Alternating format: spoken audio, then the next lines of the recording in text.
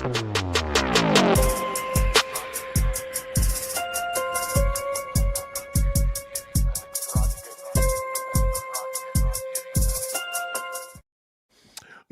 and peace, everybody. Let's try that again. Grace and peace, everybody. We're back. You saw the thumbnail. You saw the title. You know what we're about to do. It is Tuesday, y'all. We got another great show planned for y'all. Shout out to the best and most electrifying live chat on the internet. Shout out to you all. Hopefully you all are having a wonderful Tuesday. Shout out to all the candies. Y'all come on and get up here close to the front of the church. Y'all know we make room for y'all. We make rooms for our visitors. All right, y'all. This is going to be a very unserious show. I'm just going to tell you ahead of time. I'm not going to be serious at all. There's nothing serious about the show. I've already planned it out. I've planned that it be completely bonkers. And that's just what I'm going to do. I'm not going to let you down. I'm going to be as unserious as possible because you all made me watch that show last night. I watched Candy yesterday and I said, you got to be kidding me. You've got to be absolutely kidding me. There's no way this show is serious. There's no way. Yo, I got spreadsheets today. I got clips. I got all kinds of shenanigans today. So let's get this thing going. Shout out to everybody who's jumped into the best live chat. I see some great folk up in here. I always appreciate Eric. Eric said he's number one up in this piece. He said, look, he's the first one up in here. Okay, I see you. Did you have the live yesterday? I missed the live stream commentary about the stream. Was looking for it, but didn't see anything. I just did a quick shout out to you, Loyal Love 3. I did a quick response about the planes, but I didn't do a full unboxing because one, I was watching it in clips and I just found the plane thing to be just so ridiculous. I was like, man, come on. If you don't believe that Candace Owens is a IQ test at this point, I honestly don't know what else to tell you. Shout out to Mr. B up in the building. He's 6 up in here. I see you right there, friend. Good to see you. What does Monica say this? Monica says she's 7. Okay, I got y'all. I appreciate y'all. Captain Jackson, she won. Oh, no, 8. Okay. All right, shout out to him. Of course, shout out to all the moderators. Thank you to everybody who's already jumped into the best live chat on the internet. There's about 85 people up in here, which is amazing. Thank y'all so much. Yesterday, I had some assignments. Got to do some dad duties. Got some dad things to do. So had that on yesterday, but I'm glad that you all were able to endure because yesterday was a show to end all shows, to change the whole complexity of the whole entire multiverse. And nothing happened. Not a thing. Not a thing, y'all. I mean, come on, man. At this point, come on. For real, Robin, I think we all can agree. I think we all can agree that Candace is just doing this for the laughs.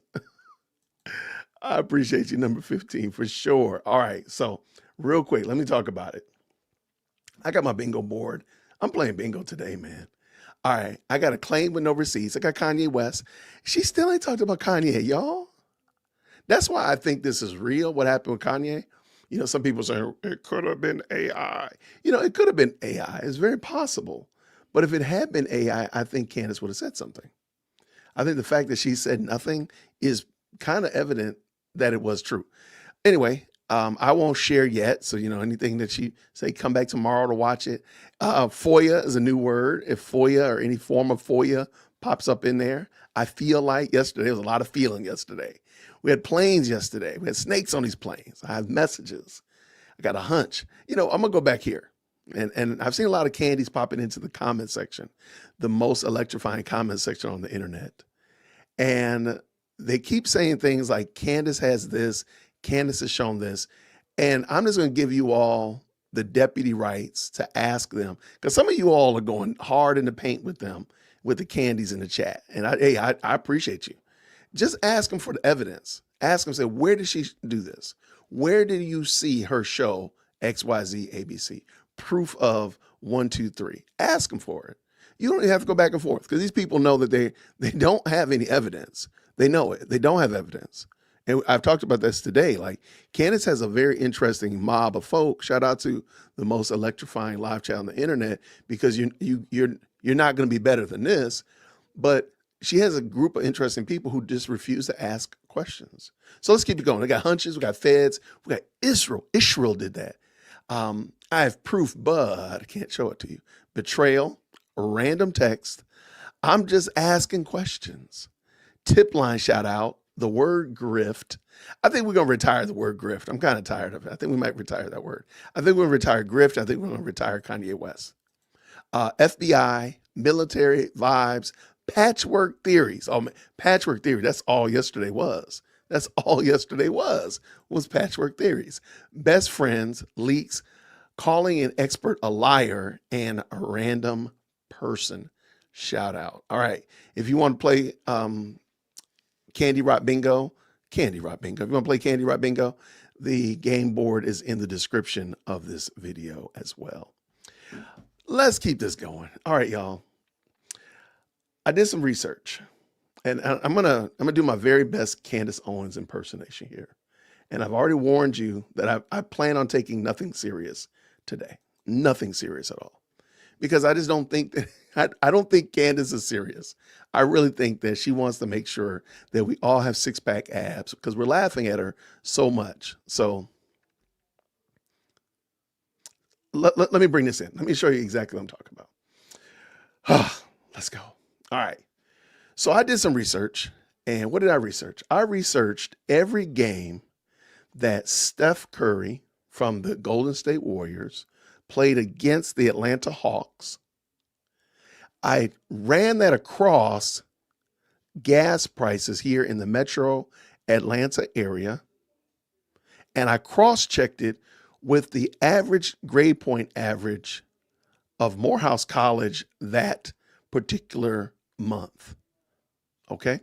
So, for example, on April 4th, 2021, Steph Curry drained 37 points and gas prices were $2.40 here in the metro Atlanta area. And the average GPA at Morehouse was 3.51. Shout out to the house. Now on the 8th of November, 2022, Steph Curry drained 50. Good gracious, man. 50, my gosh, man. Go kind on us, man. Be kind to us, my brother. But gas prices were also $3.25. 3.51 was the grade point average at the house. Now, on March 17th of 23, I guess they didn't play in 22, he drained 31 points. And I asked here in Atlanta, so maybe they played in Golden State, but they didn't play in Atlanta. I don't know. That's interesting. Or he didn't score any points. He didn't score above 30 points. That's it. So gas prices here were $3.42. And the average GPA was 3.55. Now on the 24th of January, 24, he got 31 points. $3.06. 3.56 was a GPA. On February 3rd, 24, he got 41 points and $3.24. And again, that grade point average had not changed, did not improve. And then lastly, the last time he scored, actually, this isn't even 30 points. I wonder why they did put this in there. Maybe he wanted to score 30 points. Maybe he had 30 points on his brain. He had 30 points on his mind. Anyway, on the 24th, 11/20/24, gas prices in Atlanta were $2.93. Let's go. And Morehouse's GPA, average GPA was still 3.56. So I guess we could start, taking Candace like she did yesterday. She pulled out those charts and all that kind of stuff like that. And so she had the charts, and we could just look at this chart and say, okay, well, why is it that every time Morehouse's GPA was a 3.3 or higher, Steph Curry scored 30 points? Is it 30 points or more? Is it because Morehouse was helping Steph Curry? Maybe the ref was a Morehouse alumni and was given, or maybe the ref was a Howard alumni. Maybe we should say that. Maybe we should add another complexity to it, where the ref was a Howard alumni and they was trying to cheat their way in to allowing Steph Curry to get those points. How about that? Or what if we said the gas prices, because gas was so high, Steph Curry was following the gas prices with that arc, draining that ball into the hoop. Well, there we go. There we go. I'm pretty sure as I said in my video earlier today, it does. There we go. See, I want to make sure you were here, Kiana. I wanted to make sure that you were in the building. That's why. So I said Howard to make sure, because I couldn't see your name in here. But then lo and behold, I say Howard, and she materializes. But I think it's fair to say, you can draw correlations to anything. I could have put crypto prices. I could have put crypto prices and how many people were seen wearing Adidas at Lenox Mall. I could have made any kind of correlation whatsoever. And none of these things have to actually be tied to each other, or they could be very well tied to each other. But there's no reason to believe that this is some kind of intel or anything of that nature, because someone looked at the screenshot of the table that Candace put on the screen yesterday and pointed out that many of these things, there's some key details that Candace does not bring up when she shows you all that chart. So just like this ridiculous chart that I have here, which is completely ludicrous. There's no reason for this. I hope you didn't spend a lot of time working on this today, Jason, because this is a shame. This is an absolute shame. But I wanted to point this out because it's just as silly as Candace's theory that something was going on with those Egyptian planes. And did you hear her yesterday say, well, now she's throwing it out there to the government to start looking into it, because she's saying that there's some some international shenanigans going on with Egypt. And it's a wild thing to observe. So again, my chart is completely ludicrous, but guess what? So is Candace's. Now, I have a clip here, shout out to Steven Crowder. He did a fantastic job of answering her. And I just want to give him some room to tease it out, especially where they talk about some of the little key elements that are missing off of her chart, or that she doesn't point out on her chart, which I think is very, very telling. So let's bring it in. Out a clip of that book club, from that book club, and accused me of accusing Erica of murdering her husband. I mean, they manufactured that claim out of thin air, and then they made it go viral. They sent it out to all the right people, Steven Crowder. And this was all happening because I mentioned the Egyptian plane. This plane crossed with Erica. Okay, I'm going to stop for a second. It is adorable. It is absolutely adorable. And I've said this before, that Candace won't address the planes. So I think we need to start, let's see if we're right. I need you all to start really hammering the candies about the claim that the 12 Israeli phones that were at UVU, we need her to address that. And let's see what happens. If we really start hammering the candies about the 12 Israeli, I like the word Egyptian, the 12 Israeli phones that were at UVU, do you think she'll actually address it on her show? Because we've already addressed this on the show. I'm not saying that Candaspiracy watches my channel, but you can't prove to me. Actually, I think she does. I think that Candace watches my show. And I'll bring you up some my thoughts on that in a moment as well. But I think she watches it. And you can't prove to me that she doesn't. So therefore, I guess I'm right. And if you challenge me, I'm going to be like, well, why are you challenging me? See, it works. This works pretty well. I kind of like this, actually. This weird, danged if you do, danged if you don't. But anyway, if we start hammering them when the candies come in the chat and say, hey, what about those 12 Israeli phones? 12 Israeli phones. We might start putting 12 phones in the chat, right? What if we start hammering her with that? And will she stand up and address it? I think that would be adorable. I really want to know. Yo,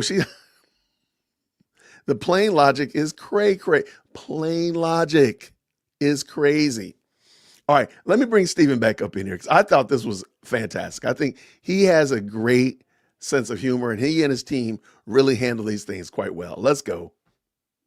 What she just showed you would be very much in line with basic service maintenance repairs. And of course, Candace, with the initial story, missed the time of the flight of departure from Provo by about 6 hours. After hiding it for years, I need to complain. I've been outed. If you haven't heard the news about me, just watch this clip, and to my everlasting shame, you'll understand. I had to learn at a very young age to read people. I think that's my superpower, actually. Just being able to look at someone and sense danger or sense deceit. And by the way, I should mention with Steven Crowder, I have never been a fan. He just always gave me the energy of a pathological liar. I trust my gut. I don't trust influencer campaigns. This is the thing. If she's so good at sensing danger, why is it that every job that she's had, she's been fired from? And I believe she was fired from TPUSA. I'm sorry. You can't prove me wrong. Prove me wrong that she wasn't fired. I believe she was fired from TPUSA. Charlie just was a man of higher caliber and just didn't want to drag her out there and make her look bad. We know she was fired from PragerU. We know she was fired from the Daily Wire. Why does she keep attaching herself to companies that are going to fire her? Is she so keen on her superpower and such of that nature and be able to pick people out and all that kind of stuff, sense danger? Why does she keep putting herself in a position where she's getting fired from positions? Like, maybe you should not do that, maybe? I'm just wondering, how does that work? I just find it adorable. So let's keep this going. Fascinating, even. My gut started to tell me that they suddenly began panicking when I discovered the Egyptian planes. What?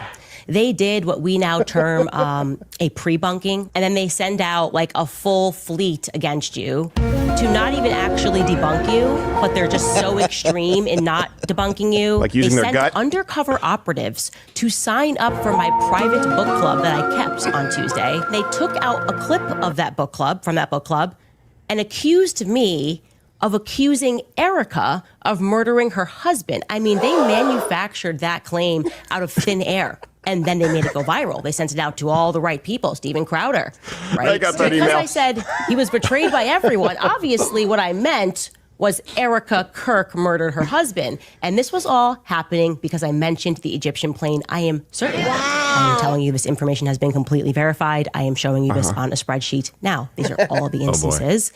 Let me make it bigger for y'all. I think this is a hoot.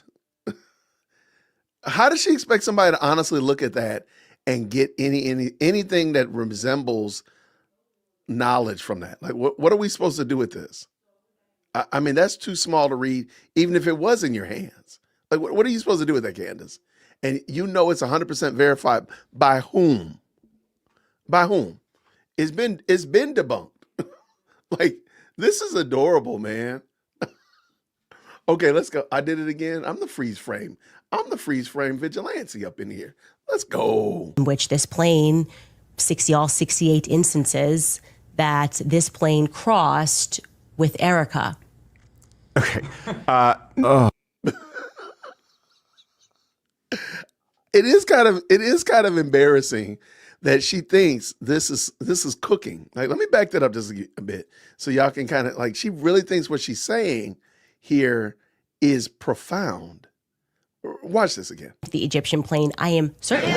I am telling you this information has been completely verified. I am showing you this on a spreadsheet. Now, these are all the instances in which this plane, 68 instances that this plane crossed with Erica. I really think, and truth be told, I really believe that she knows what she's. Oh, I got Erica I don't have Erica on my bingo board. I really believe she knows what she's saying is crazy. I think she knows it. And she's just holding her breath. Are they going to believe this? Are they going to buy this? If you're our Candy in the chat, we try to be as welcoming to everybody here on the best live chat on the internet, because most people don't have, well, actually, I know nobody has access to the best live chat on the internet but us, because we're the best live chat on the internet. So if you're a Candy, I just want you to think about this. If you are a Candy, why does she play in your face like this? Why does she say these type of things that sound so crazy? And they sound crazy because just pretend like I said it, okay? I'm saying it. Just pretend like Donald Trump is saying it.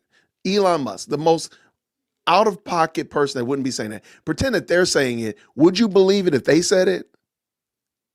I think it's fair to say I wouldn't believe this if Donald Trump was saying this. I would not believe this if Joe Biden was saying this.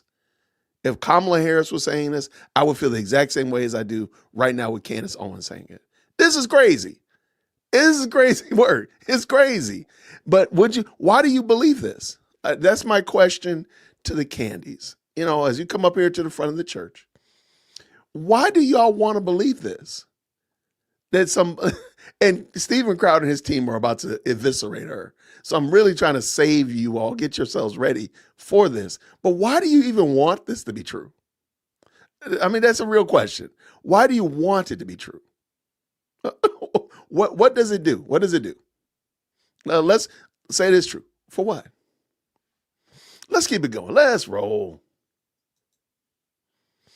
Okay. The Egyptian plane. I can spend a lot of time. No, Wichita, Kansas, by the way, is listed no less than 8 times as a destination on that spreadsheet for the plane SUBTT. It's an Egyptian-owned Dassault Falcon 7X. And just so you know, Wichita is like one of those primary, it's like a global hub in certified FAA service centers. And Dassault has had Wichita State University, a partnership with them since 2015.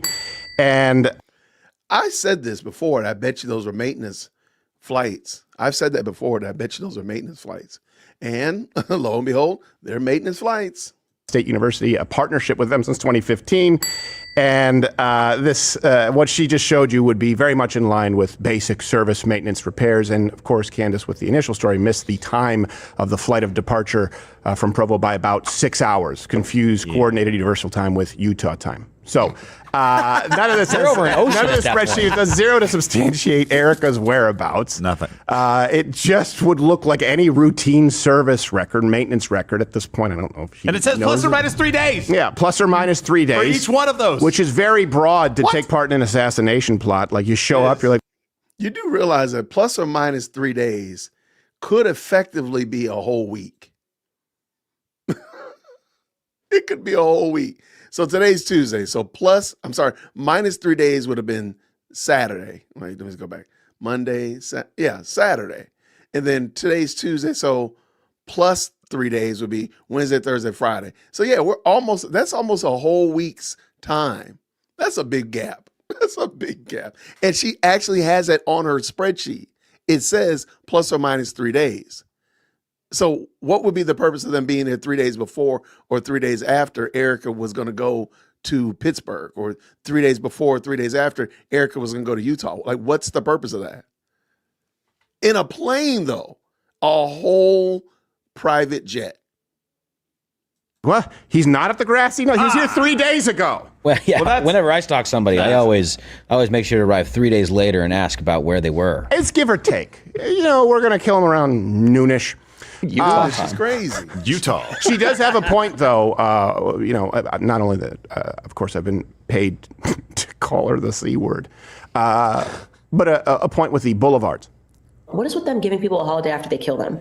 Why is that a thing? You know what I mean? They're like, oh, Martin Luther King, what about this holiday? What about this boulevard? Anyways, let me knock off. Like, they're going to give Charlie Kirk a boulevard. They already did.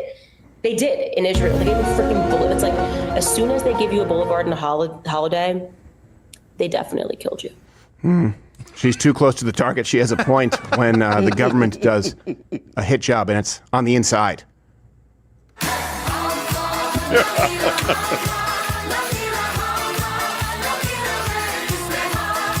I knew something was fishy. Look, here's the thing. I was extended an invitation to a World War debate. It's an event in January. I accepted. As I understand it, Candace Owens declined $30,000. By the way, she can have mine. Make it $60,000 if she wants to do it. I'd be happy to sit down, have a conversation, a debate where it's moderated. And if you want to open your books, we'll open our books too to see who's paid by what. Beyond that, we're not going to do the back and forth on social media. The invitation, Mrs. Owens, is always open. Yeah. Steven? Oh, jeez. My office right now. What? I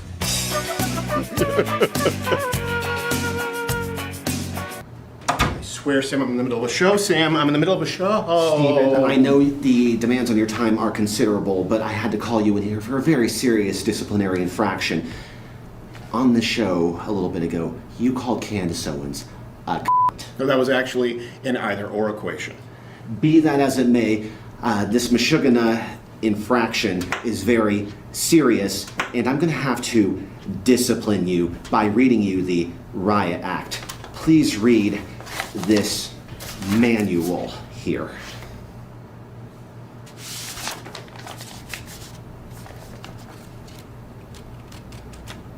$7,000.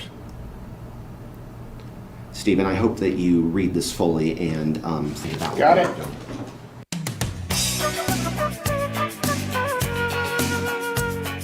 you're doing. Was there an envelope for me? No, there wasn't one for you. Have to reach a certain threshold. What envelope are you talking about? Yeah, well, I think he was talking about I collect stamps. Yes. I actually left an envelope for you in your office, Gerald. Yeah. You should open it alone. Yeah, ignore the powdered sugar. Yeah. And the pictures. Hey, do you like what you saw? I don't know how, because it's on YouTube and we have to cut all the good parts. Does anybody else still collect stamps? Does anybody still do that? I never did, but I know people that did collect stamps. I just think that's such an interesting thing. Shout out. What, we got new members up in the building? What is going on? Jay came up in here as a new member. What's up, Jay Lynn? Welcome to the family. Welcome, welcome, welcome. Good to see you. Thank you so much for joining us. And also, shout out to Patrina. Thank you so much for the $5 super. She must have thought Charlie didn't have the gut feeling except for her friendship. Good point. Candace is something else, man. Candace is a treat, absolute treat. Let me see real quick. Now there's a friend of the channel. We've talked about him before. He's been on the channel before. Good old Todd Thinks, and he did a great piece that I wanted to bring in lieu of, again, like I told you, I'm not gonna keep anything serious today. Oh, real quick. Let's see my bingo board real quick. Let's see. She did not mention, oh, she said feds. She said feds killed you. Did she say FBI? A7 Gator.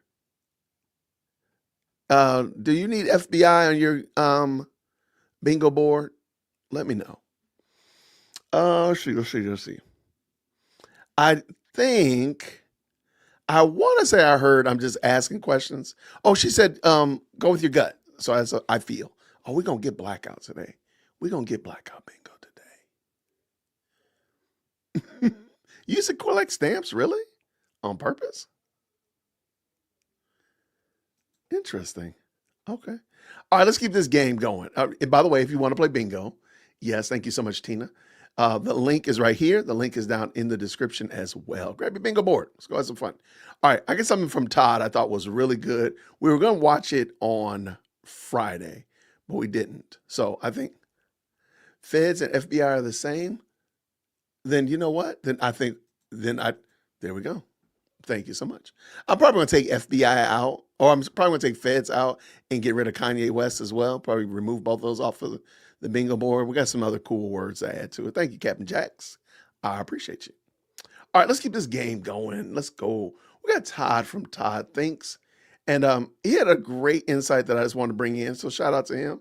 And by the way, if the mods could drop Todd Thinks link in the chat, it would be great. Is it members only? Hold on one second.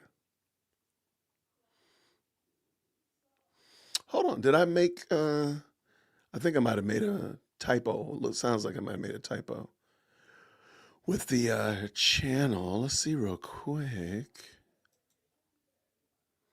Oh, my bad, y'all. I was making it members only. I'm sorry. Well, shout out to all the subscribers. All right, there we go. I did not see that. Let me know if that resolved the issue. Let me know if that fixes it, Tina, if you don't mind. I apologize for that. I made a mistake. All right, let's bring Todd in. Todd Thinks. Let's go. Hello, good people. It is Todd Shannon, data scientist, social commentator, getter of buckets. And I have a question that I want to explore. It's actually kind of an unpleasant question, to be quite frank, because in many ways, I almost feel like it's too soon. But such is life, right? We don't often get to make the choices that we want to make. Sometimes those choices are made for us and things just are what they are. And that question is, what should be Erica Kirk's next move? There's obviously an irreconcilable difference between certain people on the quote unquote right, and I'm going to put that in air quotes because I don't even know that it's accurate to say that some of these people are on the right anymore. But there's this conflict is not going to resolve itself. That's just a fact. And what this situation makes me think of is, I love Lord of the Rings. I think I used a Lord of the Rings reference in my last live stream, where there's a scene in Lord of the Rings where Aragorn is urging Theoden, I think his name, the King of Rohan. He's like, listen, the orcs are coming. Saruman is coming. It is what it is. We've got to move these people. We got to go to Helm's Deep. And the king says, I will not risk open war. And Aragorn said something to him that stuck with me, and it reminds me of this situation, and it reminds me of many situations that I have seen since then, which is that he said, open war is upon you, whether you would risk it or not. You see, it only takes one party to declare war. And when a party declares war, they don't care if you decline to participate. They said, okay, that just makes it easier for us. We'll just slaughter you if you don't fight back. And this is the situation that Turning Point finds itself in. And Erica Kirk, as the head of Turning Point, now she has a decision to make. Because pretending like this war isn't happening is not going to bode well. Turning Point will not. I don't think Turning Point will last another couple years under these conditions. There has to be a clear direction. And there has to be, I think, a willingness for Erica Kirk to fight. So who should she be fighting? Well, let's just make it clear who the enemies are.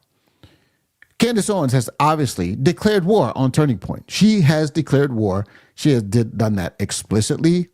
She's done it implicitly. I don't need to play the quotes anymore.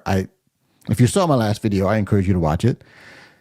You see where I made it clear that Erica Kirk has been clearly implicated by Candace Owens as being complicit, even though Candace is trying to slow walk and trying to soft pedal her implications. Yeah. She's doing a bit of a Mott and Bailey thing where she's saying on the one hand, she's not doing it. And then on the other hand, when it's convenient for her, she is implicating Erica Kirk. But that's a different subject for a different day. Candace is a clear enemy. There's no question about that. And then there's Tucker, who has decided that he was going to do the one thing that Charlie Kirk thought was a bridge too far. Platforming and normalizing a racist, anti-Semite, and a person who is absolutely repugnant to most people in the United States in Nick Fuentes. Regardless of what people are trying to say, all the revisionist history, all of the false claims that Charlie would have been okay with this. Charlie, when he was here, explicitly said, the Groypers, the Nick Fuenteses of the world, that's where I draw the line. All of this supposed free speech garbage that people are talking about, this is not a suppression of free speech. We do not have to amplify and give and boost the signal of every garbage idea in order to be, quote, for free speech. But in any case, Tucker has decided to amplify the voices of people and normalize the voices of people who have ideas that are antithetical to the ethos of the late, great Charlie Kirk and, by extension, Turning Point USA. So the question is, does Erica Kirk have it in her to go to war? And I think this is a fair question. She just lost her husband. I think emotionally, it's difficult to ask her to take on such a difficult task, because this war is ugly, as we all understand. And we're talking, obviously, we're speaking metaphorically. We're talking about ideological war, much like we talk about the culture war. We talk about the culture war as a metaphor for actual war, but there's actual bloodshed. But unfortunately, in this situation, as we have been unfortunate to experience firsthand, culture war sometimes spills over into real bloodshed. And the fact that Charlie Kirk is no longer with us is a testament to that fact. the stakes are very high. The difficulty in kind of talking about this is that it is like the illustration with Oregon, open wars upon you whether you would risk it or not. So is Erica Kirk, does she have the energy, does she have the fortitude in the wake of this horrific and horrendous loss to actually fight this battle? And so I really think Erica Kirk is going to need some support. I don't know what that's going to look like. I don't know who her captain or general is going to need to be. But if she is not going to be the person out in front, being actually vocal and explicit about condemning the sort of things that we're seeing from the Candace Owens and the Tucker Carlsons of the world, then she has to have someone who's willing to do that. She has to commission someone as a proxy for that. And if she wants to basically keep her nose clean and be the person who is, at least in the public view, just focusing on the objectives of Turning Point USA and being positive in that respect, and having someone else who she delegates as a person who is going to actually slay the giants, right? Much like, to use maybe a crude example, you had Saul, who was the king, but he had David, who was his captain, who was out there going on these military campaigns. He was actually shedding the blood. It wasn't the king directly doing it, but he had a general, right? Does Erica Kirk have a general? And let me just lay out to you a couple of things that are going to happen. Okay. And this is why this is so important. Because you have the likes of Megyn Kelly, right? So we have the Candace Owenses and the Tucker Carlsons who are openly hostile to the ethos of Turning Point USA. This is not disputable, okay? I don't want to hear it. It's not disputable. But then you have the Megyn Kellys of the world who soft pedal and who have hitched their wagon to the Tuckers and the Candace Owensens of the world. Now, Candace is separate. She is not attached directly to Turning Point USA. She just has this historical connection, and she's inserting herself as the de facto spokesman for the late, great Charlie Kirk, which I have said ad nauseum is the highest form of disrespect to Erica herself. That's another story. But Tucker and Megyn Kelly, early on at least, have been touring with Turning Point and have been speakers on the docket for Turning Point USA. You cannot have people on your docket who is soft pedaling ideas that are antithetical to the Turning Point objective. You cannot have it. So the question number one is there someone who's going to do the work of saying, Tucker, Megyn, I appreciate you, I respect your views, but Turning Point needs to be clear. Turning Point needs to provide the moral clarity for the people. This is not, I can hear the chorus of morons right now. This is cancel culture. This is cancel culture. Yeah, they must be over the target because they're afraid of opposing points of view. Why don't you have a debate? I'm going to deal with that in another video, okay? Because I don't have the energy right now, and I don't want to sidetrack this because this is about what Erica Kirk's next move should be. But she is obviously going to have to do that. She's obviously going to have to separate herself from this cabal of people who are now basically trying to commandeer the ideas of the late, great Charlie Kirk and what Turning Point, the objective and the ideas that Turning Point is going to forward. This anti-Israel weirdness that I don't think Charlie would have signed on to. And I apologize. Somebody is outside my house mowing the lawn. So if you hear some lawnmower in the background, I can't help it. Okay, it's what it is. But in any case, I'm curious to know what your thoughts are. Do you think Erica is going to have the energy to do that? How do you think she should go about that? Should she directly actually confront these ideas and put her face on it and say, yes, I'm sorry. I appreciate what you guys did. I appreciate the relationship you had with my late husband, but we're going to go in another direction because we need to have moral clarity about this issue.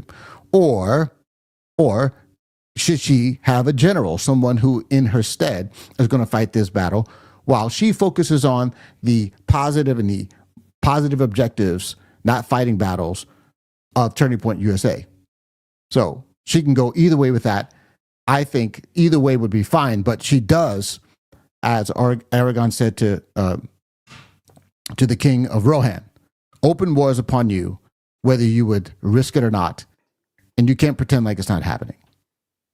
So I'm curious to know what your thoughts are. Let me know in the comments. If this is your first time stopping by, I appreciate you doing so. Make sure you like, share, and subscribe. And there's a new feature on YouTube called Hype. Every so often, the hype button is available. Make sure you hype this up. I don't know exactly what it does, but it's kind of like some super like or something like that. I would appreciate your support if you smash that. And until next time, my friends, God bless you. Shout out to Todd. I appreciate Todd breaking that down, and I think I agree with him 100%. And I'm gonna only caveat it. The issue is not that there are people who are anti-Semitic, aka the Candaces, the Tuckers, the Nick Fuentes, and adjacent, Megyn Kelly's. That's not the issue. The issue is that these people are morally antithetical to what Turning Point was attempting to be. That's where the problem is. Just look at Nick Fuentes and the things that he talks about. Look at Candace Owens and sitting down with Myron Gaines. These people are completely night and day different from a Christian adjacent platform. They don't even rock. It doesn't work. And I want to bring in a friend of the channel. He's passed on, but he makes a great point. And let me real quick say thank you very much to Carrie, please forgive me, for the $5 super. She may talk about how Turning Point paid for January 6th. I won't be surprised, truth be told. Thank you so much for that. I appreciate it. Slayer says this with the $5. Thankful for you and Todd thinks, because goodness knows Candace doesn't think. So everyone has to bring logic to the conversation. You are 1,000% correct, and I'm glad that we can do it. All right, let's keep this going. What does Black Anonymous say with the 10? I have some disturbing news with TPUSA. There is an upcoming event on December 18th to 21st. I think that's AmFest, with guest speakers you are familiar with. The event is a circus. I thought April Fool's was next year. I did not even look at what AmFest has going on. I'll look into it real quick, Black Sigma. Thank you so much for the $10. And then he comes back around with the 5. Let me make this prediction. TPUSA will not sue Candace. Dang. Thank you for the $5. I kind of agree with you. But let me tell you what TPUSA can do and what TPUSA should do. And if that's Erica directly, if that's Mike McCoy or somebody else who's a general, so to speak, as Todd gave the example, here's a real quick summary of what they should do. Conversations with people, and I've stopped them and said, okay, hold on. I need to show you something from the Bible. And let me just go ahead and get that one out of the way, because there's some of you who are thinking that, well, you're talking about this expository apologetics, and that's great if you're talking to somebody who believes the Bible. But what if you're talking about somebody who doesn't believe the Bible? Then you've got to prove what you believe without using the Bible, because they don't believe the Bible. Says who? Says who? They don't believe the Bible, so I don't use my Bible? That sounds like their rule. Why would I do that? You know what that sounds like to me? I'm a knight in medieval times, and I walk up to my opponent, unsheath my sword. And he looks at me and says, I don't believe in your sword.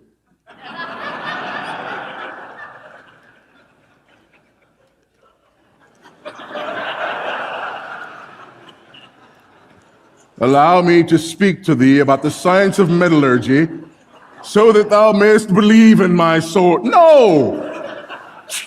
I don't believe in your sword.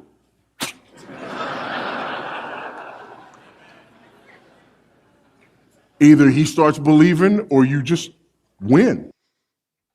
Shout out. And I think what Turning Point needs to do is they need to believe in the sword. They need to believe in God's word, stand on God's word, and that's it. Don't give any duck or cover.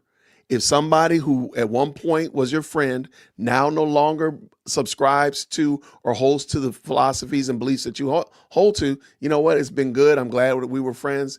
We have great memories. Take care. Thanks for the fish. And keep on moving. Don't, this broad tent thing is crazy work, man. This broad tent thing is going to get him in trouble. I'm saying, I believe Tucker Carlson is a perfect example. All right.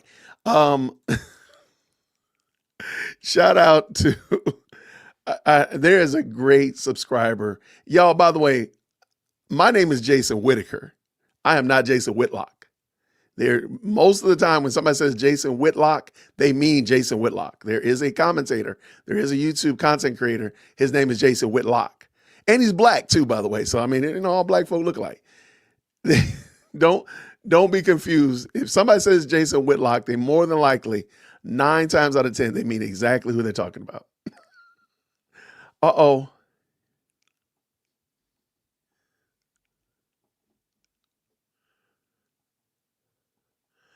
I will make a $100 super chat proposal if you read on live stream TPUSA versus Candace Owens with that 100. Wait, did you say it backwards? Did I read it wrong?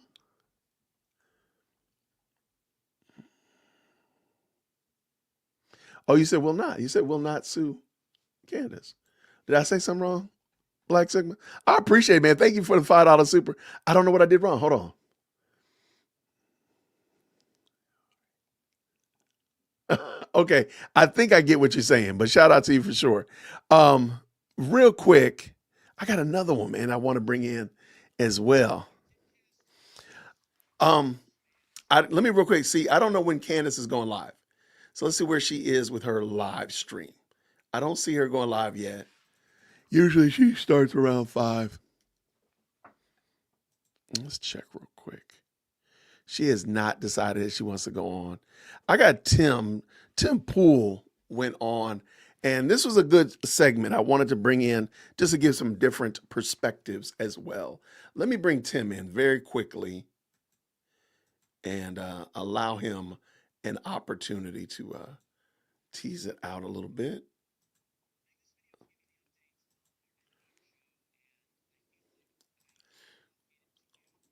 I'm going to speed this up a little. Let me bring this in first of all. How about that? How much you bring it in, Jason? Like this. There we go. Let me speed it up just a little bit because I feel like it was moving slow. All right, Tim Poole, let's go. All right. Shout out Green Hearts in the chat when you can hear, my loves. To make this video now, we will not be, Timcast IRL will not be at America Fest 2025 this year. It is with a heavy heart that I say this, but we were not invited. And there's a lot going on behind the scenes in terms of tumult, grief, a change in views. There's a lot to break down in why we were not invited. And I believe that because we at Timcast IRL on the show, I as well as others here, had promoted ticket sales and encouraged our viewers to purchase tickets, I have an obligation to you to explain that we won't be there. AmFest is way bigger than me. It's way bigger than this show, and they can do whatever they want. I am a little saddened that we will not be coming. We were there 3 years in a row every year, and it was very amazing. And I am eternally grateful to Charlie Kirk and the crew there for having us out the way they did. And it's sad that the vision has changed in such a way. But I don't want people who have booked tickets and plan to go, hoping to see us, to be upset that we're not there. And I have had people asking me, wait, don't say anything. But I don't think that's fair to you, who we have told to purchase tickets. So we are now 1 month away from the event. And I know that most people attending are not just attending to see me. I think I'm actually one of the smallest portion of the event, and always have been. But we represent a bit of a different audience. But I do that we have fans who show up for us. And I owe it to you to make sure you don't buy tickets or do something that you may later regret when you find out we didn't inform you. After promoting the event, we're not there. So we won't be there. And this is due to, I was informed, comments I had made that were deemed hurtful to people there. And if that's the case, hey, so be it. I get it. I'm not one to pull my punches. I criticize those that I deem to be critical. I don't think I said anything that should have been considered hurtful or offensive, but it is what it is.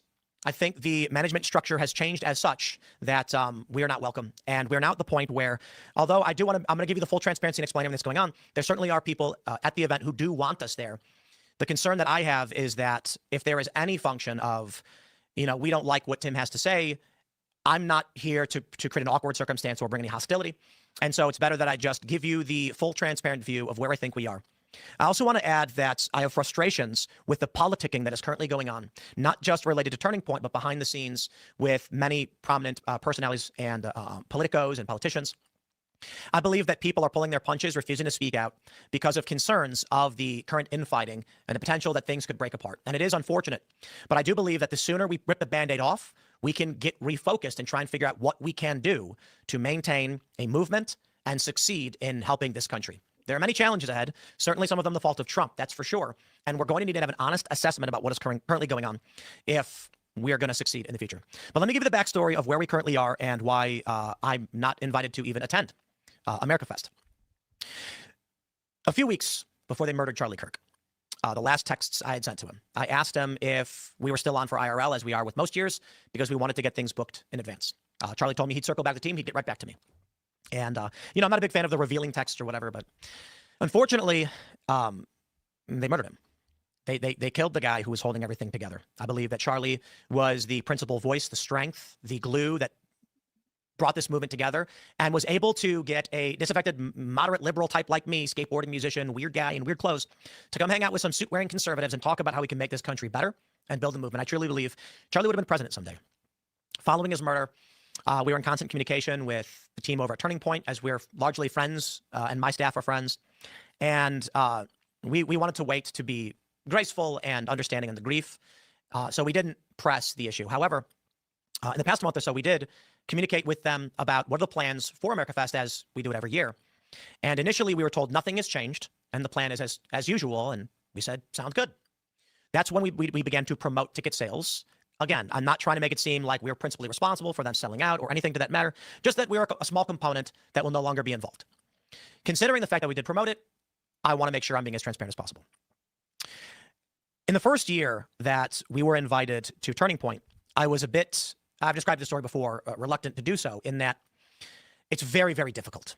And it is asking a lot of anybody for us to try and bring us out. We have a crew of about 13 that comes with us. Seriously. We have to build a studio. We have to integrate with existing studios. We have to have coordination. There's PR and event coordination. There's a lot that goes into it. Not to mention me, my family. So we bring the crew with us. We don't need to bring literally everybody, but we do because we're better safe. It's better safe than sorry. We have to do the morning show and IRL throughout the week there, and then we do the special event on stage. And this first year, when Turning Point had reached out to us asking us to do it, I said it would be cool, but guys, I don't think it's possible. Charlie said, we got you. I said, okay, but we got to book these hotels and get the staff. And he's like, we will get you a private jet. And I was kind of shocked because to do that for me, I understand that I have a lot of followers and a big show and we get a lot of views, whatever, but we're nowhere near the biggest. We've never been. We have a big show. We do a big live stream, but a big live stream is not a big live. It's not a massive audience. It's a big live audience. So while Timcast IRL averages maybe 600, 700,000 per night, there are many more creators, personalities getting 3 million or more. So I can respect. I'm not pretending like I don't recognize that we do have influence. But Charlie knew that we reach a different group, that we're not the staunch suit-wearing conservative types. And there was something to this movement that he was willing to move mountains for. Each year that we came back, it was better. Second year we went, the first year was a little rushed. There was no, hey, Tim Pool's here, anything like that. They did put us in the promo material last minute. But the second year they had these video edits of me. It looked really amazing. And it made me feel like part of the cool kids, you know what I mean? Like Charlie was the popular kid. He had built this thing. He had the charisma, the style, the gumption. And he said, no, you're with me, brother. And I was like, wow, look at me. I mean, Timcast is some little island off in the middle of nowhere, you know what I mean? To be invited to be a part of this big movement, I am eternally grateful for the honor to have been involved. Third year was even better. Memories, man. Ian falling off the stage, us sitting with Tucker Carlson. It really was something truly incredible. And that's why it hurts that we're not going to be there. So I've been informed that comments I had made on the Brian Callen and Brendan Schaub podcast were hurtful to some people at Turning Point USA, and for that, I would not be invited back. The comments in question were pertaining to the conspiracy theory that the highest levels of Turning Point, the executives, had intentionally murdered Charlie Kirk, and that they were celebrating and they wanted to take over. This is the conspiracy theory. I do not believe that's true. I have encountered many people who have said to me that these individuals who, I'm going to avoid saying names, but I think you know what I'm talking about. They're too happy. They're not grieving properly. They're celebrating. They're gloating about their viewership. And in response to this, as someone, as I consider these individuals to be friends, I had responded, and you guys can watch the podcast for yourself. Maybe, maybe I could have spoken better. I don't know. But the gist of my idea is, I believe it is absurd to assume or to imply that individuals at Turning Point murdered their best friend or husband, whatever the implication may be, because Charlie was the man who built this thing up and made it all. And many people had great jobs, great salaries. Some even made lots of money. Why would they kill their own friend over this? I think that's silly. And the reality is, behind the scenes, there are many people who fear Turning Point USA cannot survive without Charlie Kirk. It's not a secret. People inside the organization know this. Prominent personalities know this. And real quick, I wanted him to just tease it out, but now I really do have a question. And by the way, I did drop the link to AmFest so you can see who's going to be there. Well, there's some interesting characters. I do think that they need to cull that. They need to cull that down a little bit. I don't know what Tim Pool said on whatever podcast that was. I don't know what he actually said to stir up this problem to start with. I just think that's the problem, because it sounds like he was saying something that's fair and reasonable, but I don't know what he said. But let's keep it going. Let's dance. And I will say, nobody really wants to say it. The point that I had made on the Callan and Schaub podcast was that they're trying to put on a strong face to say to the world, we will not be defeated. Terrorism will not stop us. And so they're displaying strength and trying to show that they're not going to be deterred. From this, there have been individuals who have then inferred or used it to say, aren't they acting weird? Shouldn't they be grieving? And then implying that potentially they're involved in some way. And so I think it's fair to say, I'm not involved with Turning Point. They're friends. But the truth is they are grieving.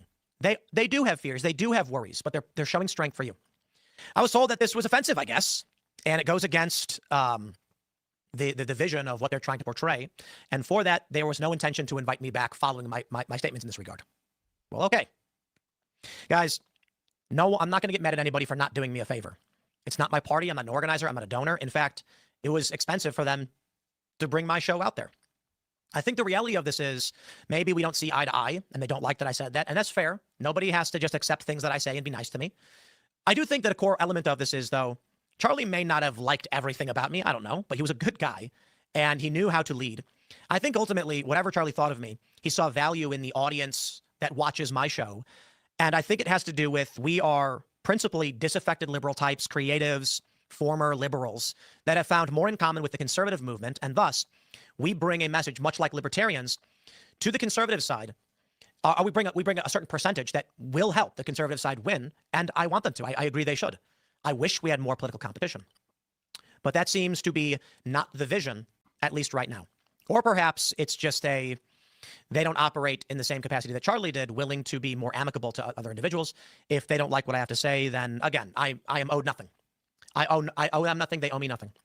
Now, initially, when I went to Phoenix, we did Timcast IRL for a week at the Turning Point Studios. I joined the Charlie Kirk Show, and we even fused Timcast IRL with Thought Crime, which was Charlie's nightly show with Jack Posobiec. We did it all together, and I thought everything was going pretty well. And I had asked the team there if the plan, was going to stay the same. They said, yes, the plan will stay the same. And I said, okay, sounds good. They did express to me, it's hard to do Timcast IRL. It's expensive. It's rough. And I agreed. I didn't want to imply that they were hurting or didn't have money or couldn't afford it or whatever the issue might be. I don't know. But it's expensive to bring out our whole production crew and set up a podcast on stage and hire a company to set up all the cameras. And so I had offered some options and alternatives. I said we could do a shorter show, a bridge show. We could do a weekend show. We'll figure it out. But I was told last week that basically the hammer dropped that, we'll try and see if we can have you here, but what you said was particularly hurtful, so we didn't intend on asking you back. And I'm still in communication with these guys, and, there's no circumstance where we're screaming at each other or anything like this. However, we got a message the other day saying that, look, it's just that we're full at this point, and, we'll talk to the team to see what we can figure out. And I talked with my team. I talked with some people at Turning Point. And I said, guys, we're a month out from this. This is not something where we can just now at the last minute decide you've booked up, you're full. You didn't want to have me there. That's okay. Then I won't be there. You know what I mean? I was asked to wait and just not say anything and then just do my thing and let people, I don't think it's fair to those that expected us to be there. I don't think it's fair to those that we told to buy tickets because we expected to be there. And ultimately my decision was, while it is fair to say, and I think this is important, There certainly are higher ups at Turning Point who said, Tim, we're going to get you there. We want you there. My reaction was, listen, over the past several months, we have been, I understand since Charlie was killed, we haven't, we didn't immediately just say, hey, what's going on? But we have been polite in our messages saying we're really hoping to get the scheduling information because Christmas is coming up. And it's always every year we need to figure out what we're doing with family, how we're booking travel. Is it going to be covered by Turning Point or otherwise? And we were constantly just being told, we'll let you know. Well, as of yesterday, being told once again, we're full, but we'll let you know. I talked with my team and I said, I think we have to make a decision. And after talking about it, we said, if the response was they didn't want us there, then I don't think we should put any pressure on them to have us there. It's not my party, and I don't want to be a part of something that, at the very least, is not unanimous in their decision of whether or not Timcast IRL should be a part of this. If there's anybody at the higher ups who said, we're not inviting you, Tim, then my response is like, bro, I'm not a party crasher, and far be it from me to make any phone call or tell you have to have me. I don't play that game. We certainly have a bunch of opportunities we're pursuing, and there's other things that we're going to be doing for our end of the year finale. I just think that, my conversation with some of these guys was all good things. All good things. Behind the scenes, there is infighting to which people don't realize is particularly severe. Prominent personalities are unwilling to discuss what their concerns are, and I feel like this is damaging to the movement. I am a small island of a weird space. I'm not a staunch conservative, suit-wearing guy, pro-life, or whatever, any of those things. But we do have bridges to these other networks, and we hope to succeed because Trump represents something better than the alternative. It does feel like beyond this, with the Tucker Carlson controversy around Turning Point, with the Candace Owens controversy pertaining to Turning Point, this was the glue. Turning Point was the glue that held everything together, and it's breaking apart. I genuinely believe it was because Charlie was the one who did it. I believe that Charlie would text back everybody. He would assuage fears. He would negotiate and coordinate. And I really do think he made almost all of this possible. Because I got to give some credit to Donald Trump for being who he is. And now with everything I'm seeing, I think the vision has changed. My personal opinion is, many people have asked me, don't say anything, because they're concerned the story of the infighting is going to inflame. But I believe that I think the views and the vision of what we represent and what the movement is going to be is something just very, very different for a variety of reasons. One, that Charlie was holding things together, finding the points of unity between America First, neocons even, of course, is a big issue, as well as disaffected liberals. And now there's a question of this. What is America Fest? What is Turning Point? What is the movement? And who should be allowed in it? There are questions of whether Tucker Carlson should be allowed in it. Certain individuals have been very critical of Candace and Tucker, labeling them anti-Semites. Even Megyn Kelly by the Babylon Bee. They made a joke about, I do think this is important in this context. The Babylon Bee made a joke that said, out of an abundance of caution, Megyn Kelly throws away her pager. And the joke was that Israel would kill an American citizen who speaks out against them. Many of the pro-Israel individuals on X said, no, the joke is that she's paranoid that Israel would kill her. I disagree. The satirical article, which is a joke and I have no problem with, ended by saying that Megyn Kelly's dumpster exploded. The joke was Israel tried to murder Megyn Kelly. I'm not trying to rehash drama related to the Megyn Kelly thing, but to point out that there is a massive rift between prominent personalities as to what the future of this movement will be. Will it support military aid to Israel as a principal issue or just military intervention and foreign aid?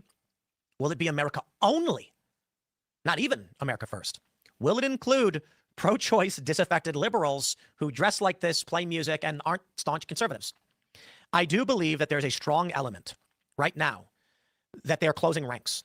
And since Charlie's murder, leadership has a different vision. And that is, my vision of what Turning Point becomes in the future is that it's not going to be this big tent movement that invites Cenk Uygur, Tim Pool, James Lindsay, and others onto the stage. Despite my criticisms of James Lindsay, I can still point out Charlie Kirk, of course, was willing to bring on people of different views. I think that if you look at the controversy, drama, and statements that we have learned about, partly through Candace Owens is revealing of text and things, whatever your opinion may be, I think you start to realize that donors want a certain mechanism. And I wonder this. The threat we faced from woke, and what is woke? The cult-like orthodoxy of the left, the adherence to their worldview, their manipulations, their lies, whatever it may be. It was amorphous, but it changed. But the threat we faced from a political group that was willing to do literally anything so long as it's opposed to you was serious.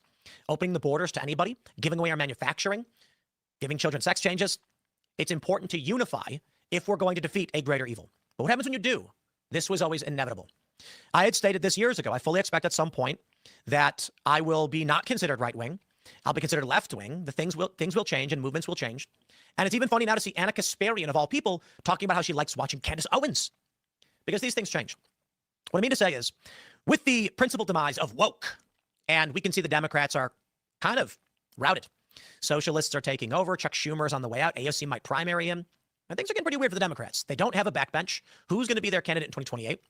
The sentiment starts to become, we no longer have a unified enemy. So a disaffected liberal type, centrist, moderate like myself, well, now the debate isn't so much what is Bud Light doing? What is Target doing? What is TLC or Disney doing? No, a lot of these programs have been crushed. It's harder to get donations. It's harder to sell the movement when you no longer have a grand enemy. The left still has their Trump, but it's not enough for the average person. Thus, debates form.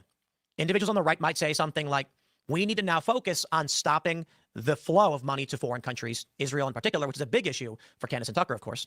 But then there are individuals on the right who are very, very adamant that we continue to fund Israel. And thus, the rift begins. You now have anti-Zionist, pro-Zionist, anti-Semitic as a portion as well. America First, international globalists, John McCain-style neocon, all of these rifts start to emerge because we are not focused on a singular enemy. As the Democrats have largely been routed, Republicans won every facet. And here we sit asking ourselves, what is the next big move?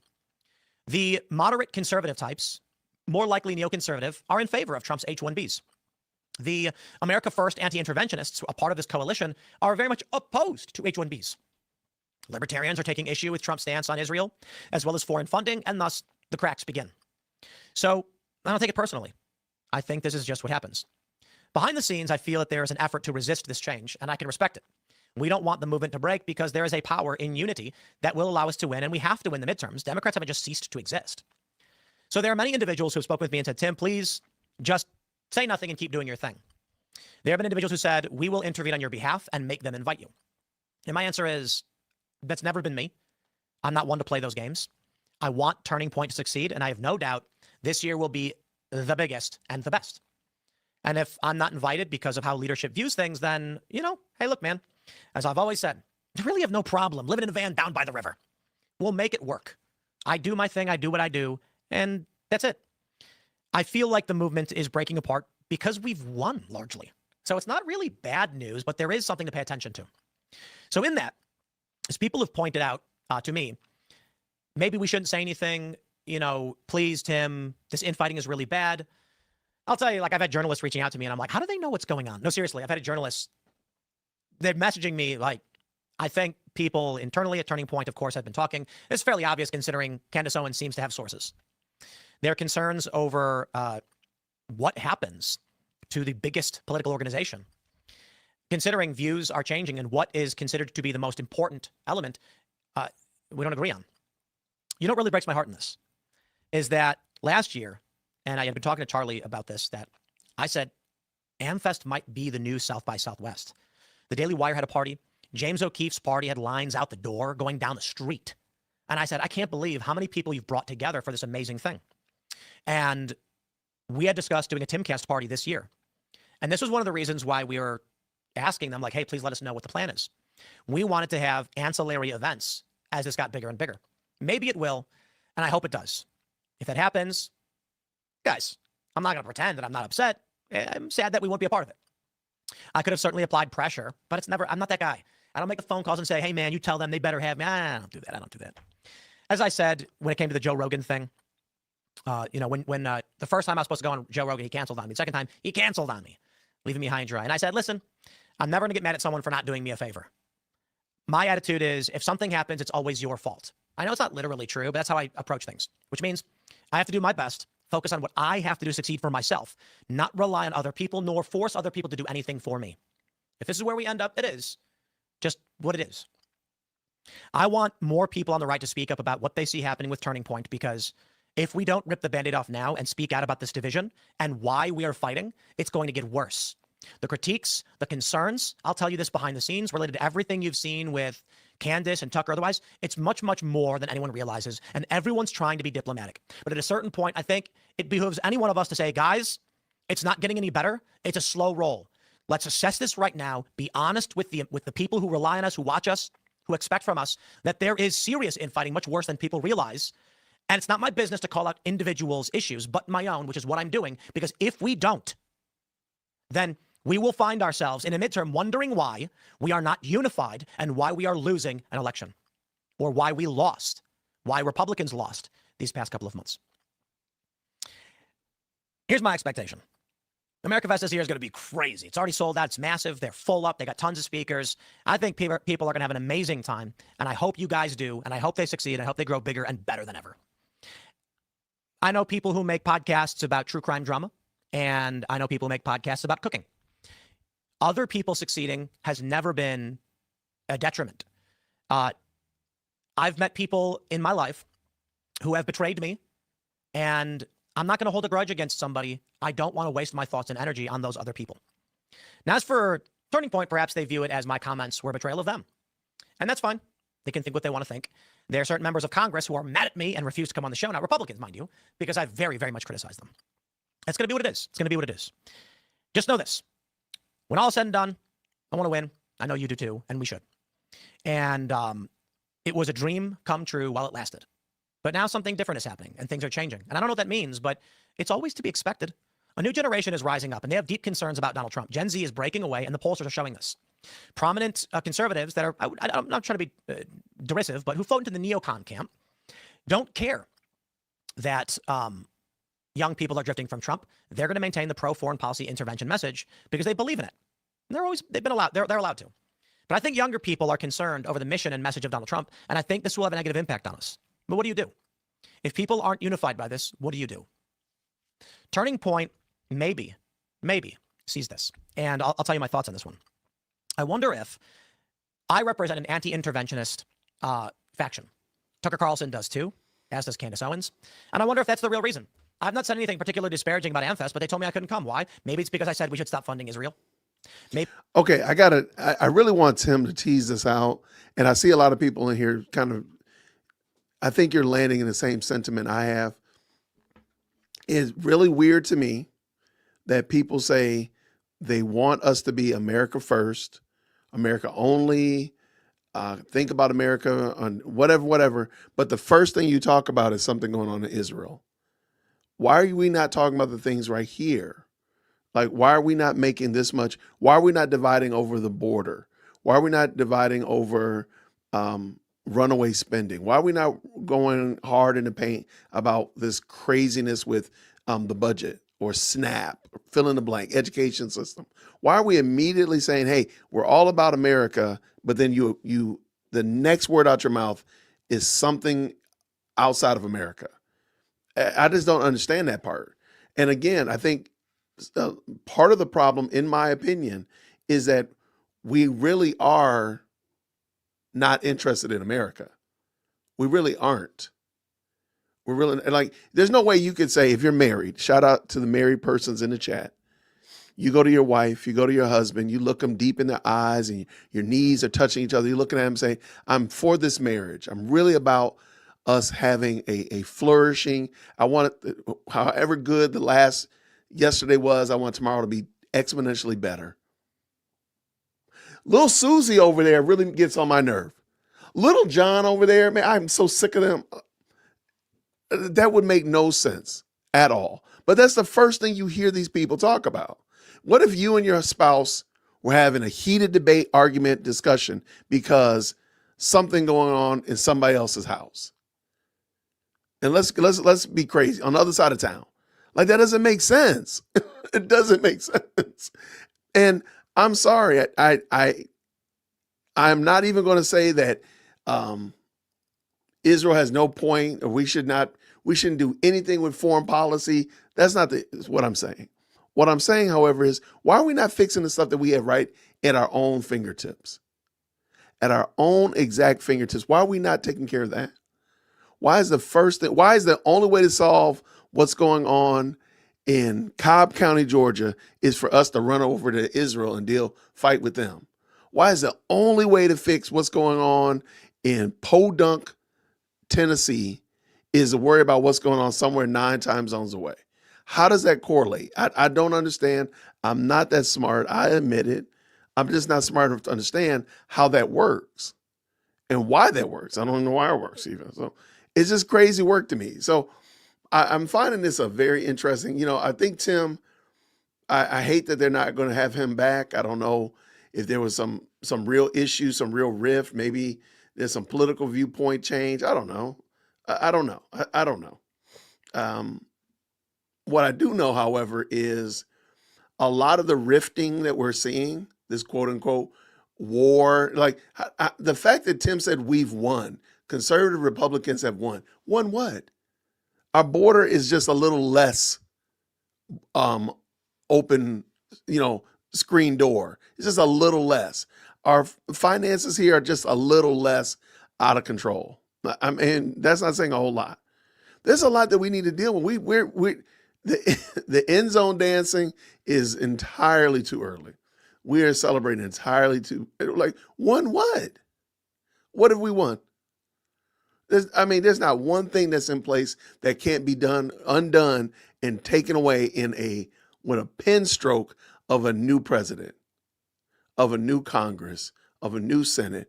Just a couple pen strokes away from changing and flipping everything on its head. What did we win? What did you win? I'm sorry. All right, let's bring this back in. Let's go. Finish up with Tim Cass. Let's go. Tim Pool. Let's go. Maybe it's because I said we shouldn't be giving money to Ukraine.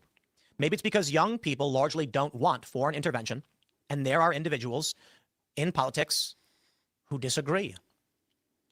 So I will say this. I've been given the official reason. I had made hurtful comments. Maybe. I had been told they're full. Hard to do. Perhaps. Tucker Carlson is expected to speak there. Maybe Crazy. It's just it would be too difficult to cancel him. Candace Owens certainly would not be speaking there. But I do wonder if one of the main reasons is that there is an effort to consolidate around a pro-interventionist liberal economic order faction. The use of Tim Pool is no more. We don't need a disaffected liberal who's anti-war and anti-intervention.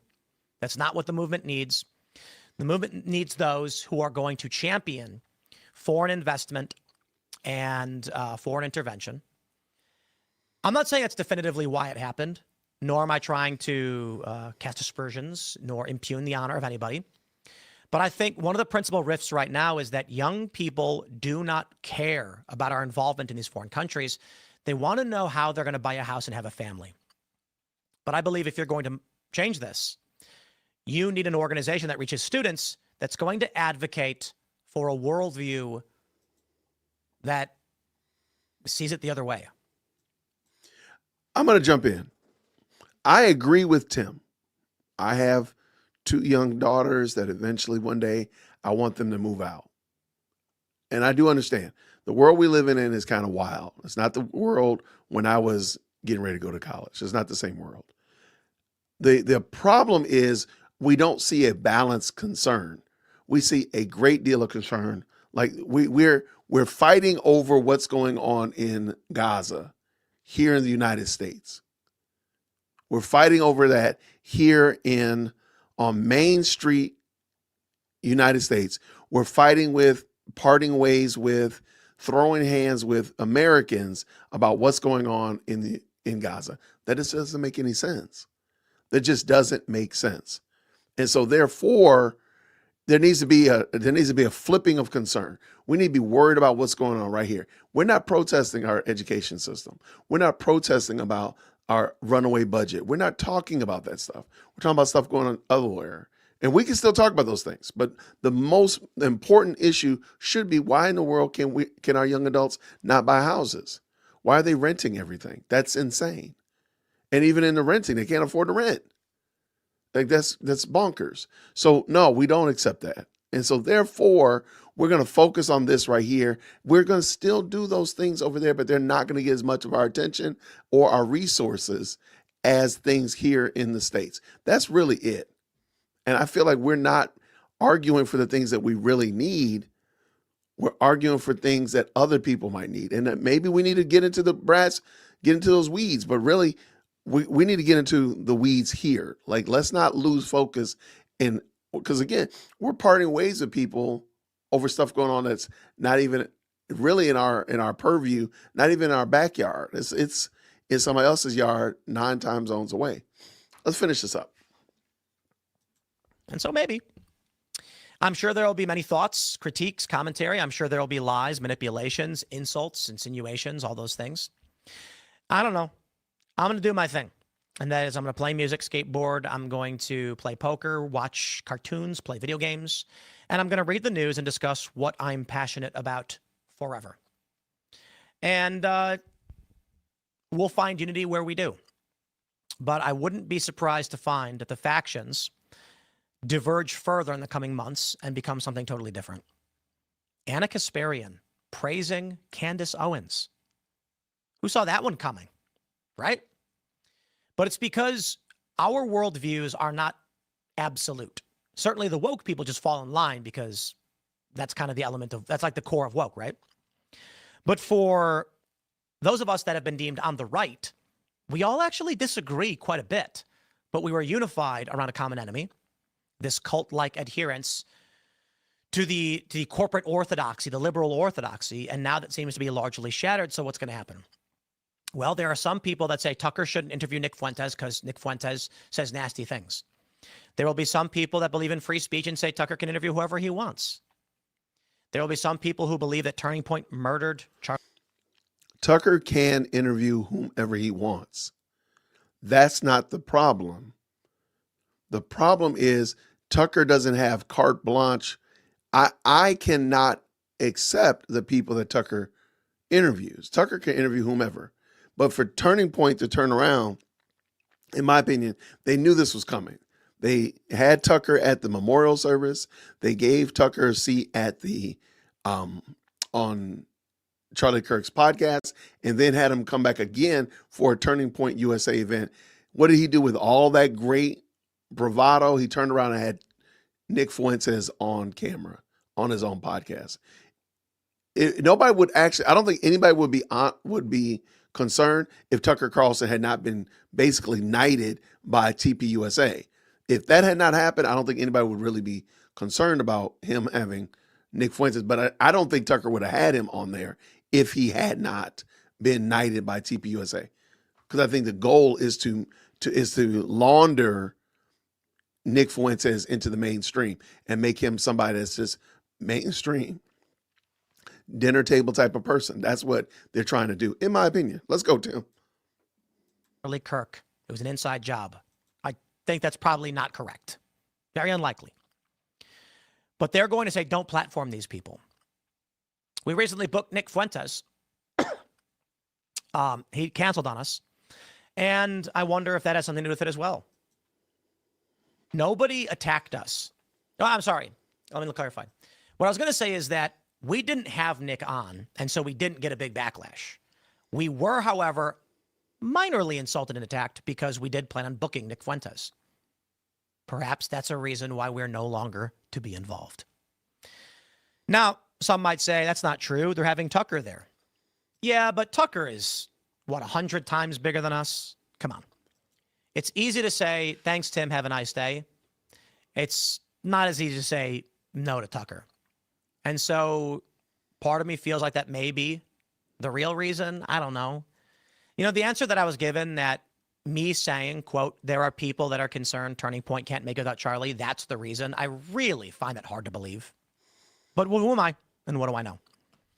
I kind of believe So, that, though. listen, guys. I think Turning Point's going to struggle without Charlie, and without a clear vision and a clear leader.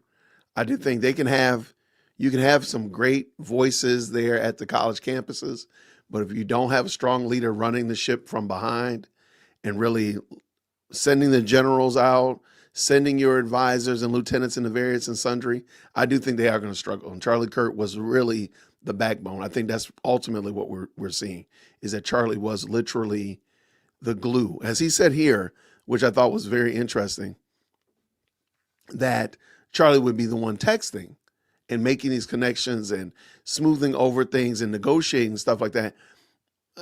I mean, he had a lot of hats. He had a lot of hats. What did Black Sigma say here? Real quick, thank y'all so much for the very kind supers. He says this is my opinion. Tucker interviewed Nick to fill a void, that Charlie to reach out to the young men. That's a punk move.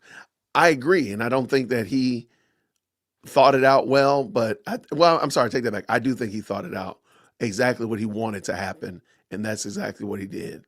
Um, Black Sigma also says this with the 5. Tucker and Candace are in cahoots, like finger cross cahoots. You know what? I don't disagree with that. I think that their moves are not happenstance and not haphazard. They're intentional for sure. And I also know intentionally Irene with the $10 super says this. Has Candace explained why she wasn't at her good friend's funeral? She said that she wasn't at the memorial service because it wasn't going to be safe. Okay. She said it wasn't going to be safe for her. And she wasn't invited, like having special VIP treatment.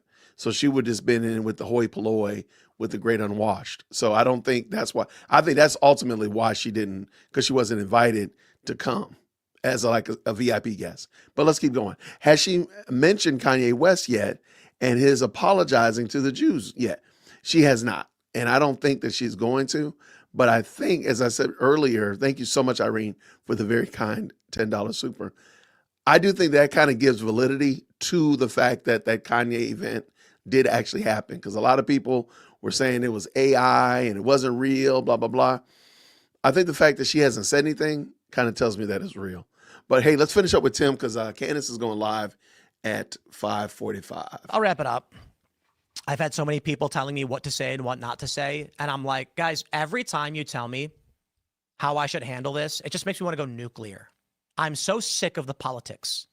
Tim, you can't come off weak. Tim, you can't make it look like you're being over emotional. You can't make it look like you're sour grapes. Guys, I don't care.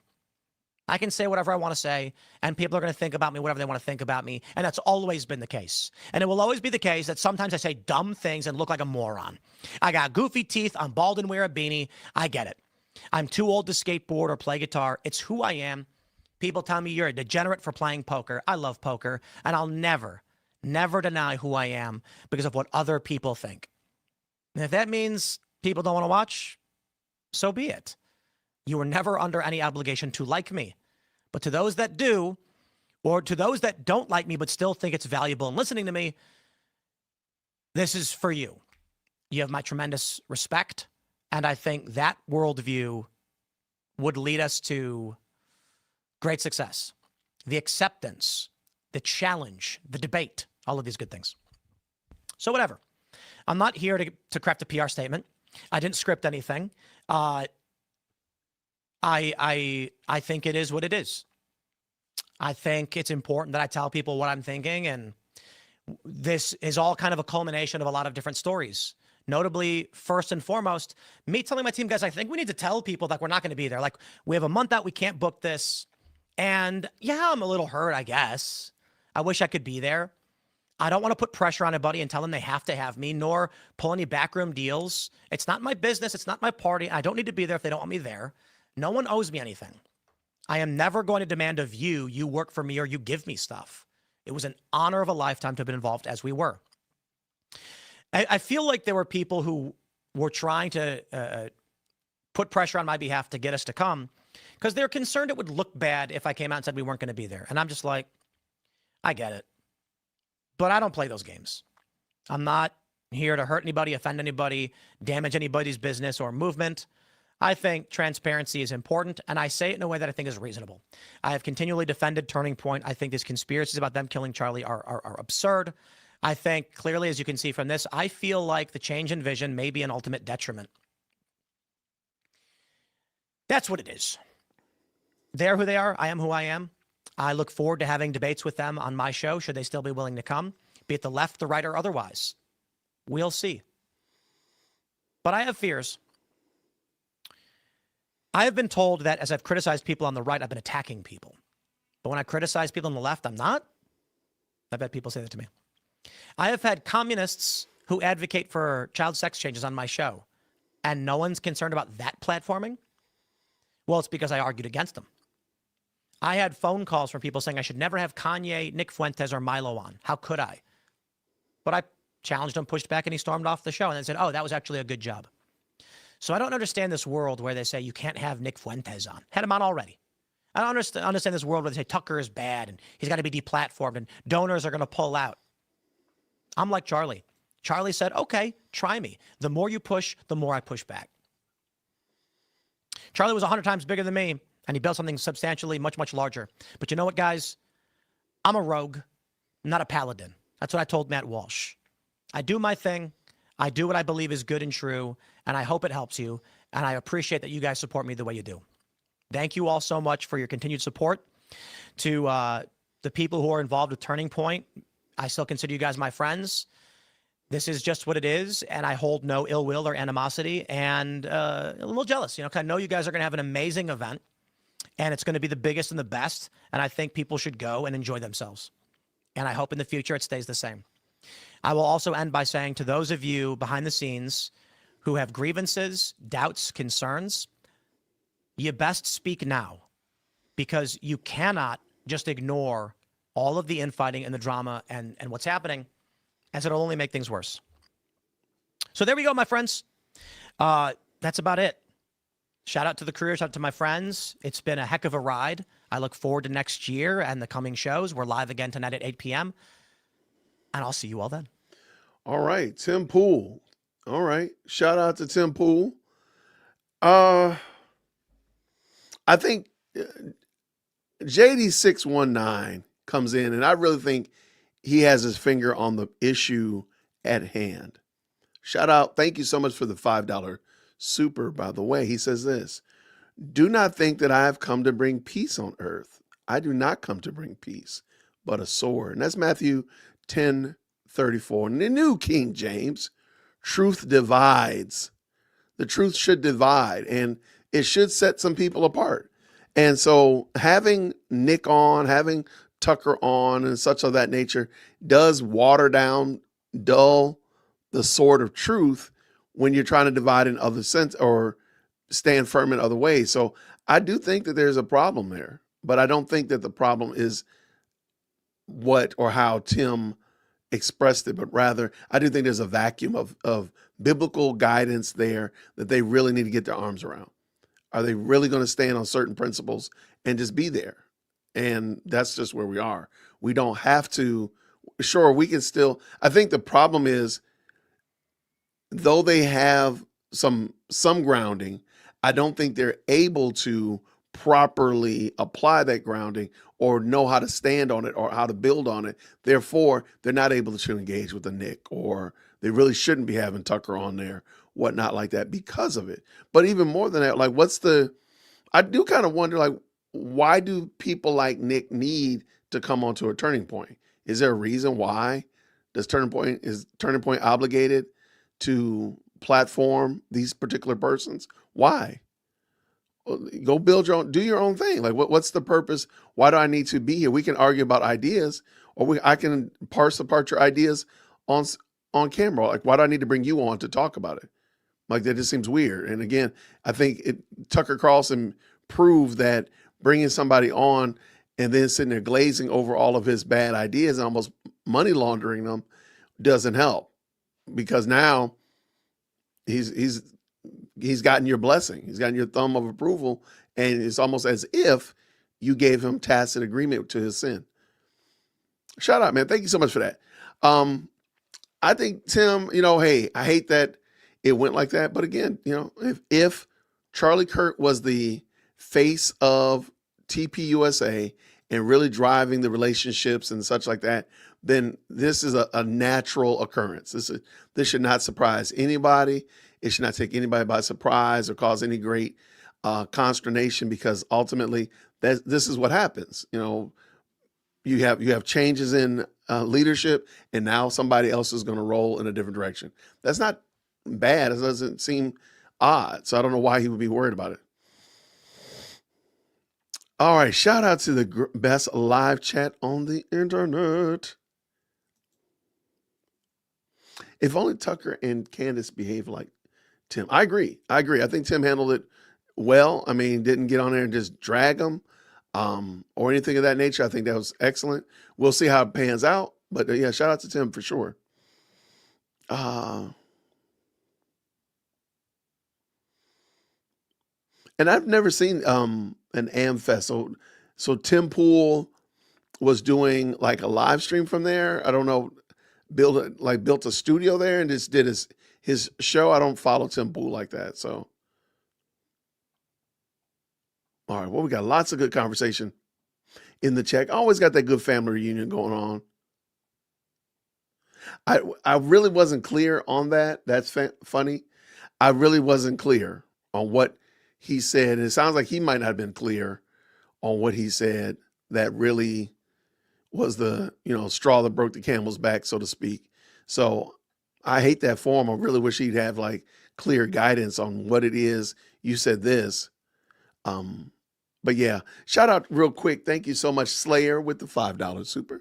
Says this, Tucker can interview whoever he wants, but it's my free speech to say Fuentes has terrible takes and promotes views that are anti-biblical and immoral. That's it. But see, that's not cancel culture. That's me saying I don't rock with that. And again, nobody's, maybe if we did like a whole, everybody rush and unsubscribe to this person because I don't like them, or everybody rush and don't subscribe to this person. I guess maybe you could say that's a form of cancel culture. I don't know. I try not to do that. I try not to weaponize the best live chat on the internet because y'all are the best live chat because we don't do those type of things. And we try to be as conciliatory and as open to the various and sundry ideas that might pop up into the best live chat. And we try to rock with them. So it's not a matter of, hey, because I disagree with y'all, go everybody run over there and unsubscribe to this person, or everybody run over there and comment bomb somebody's comment section. No, that's not, no. You will never find me doing that. You'll tell me, you hear me say, hey, when you get done with this live stream, go over there and subscribe to their channel, drop a green heart in the chat, that kind of stuff like that, because that's what we're trying to do, is build up a community that supports good content creators. If you're a bad content creator, just be a bad content creator. We don't got to go out and go out and attack Nike. Nike's just a bad shoe brand. We're just going to know they're going to be a bad shoe brands, right? I just say, hey, when you get done, y'all go out there and buy yourself. Y'all go up there real quick and buy yourself some Adidas. No, I'm not going to say, hold on.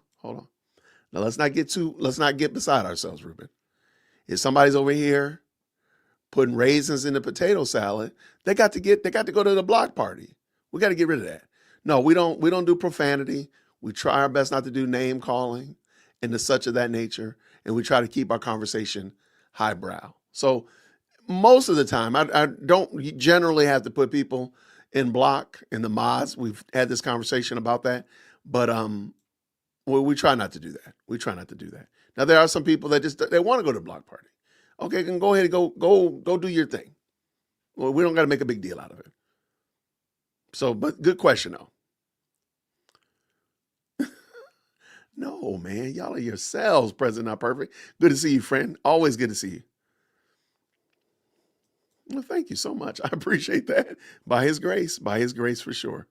Chicago Bulls struggle without Michael Jordan when he retired for 1 year. TPUSA will struggle without Charlie. That's a great analogy. Perfect.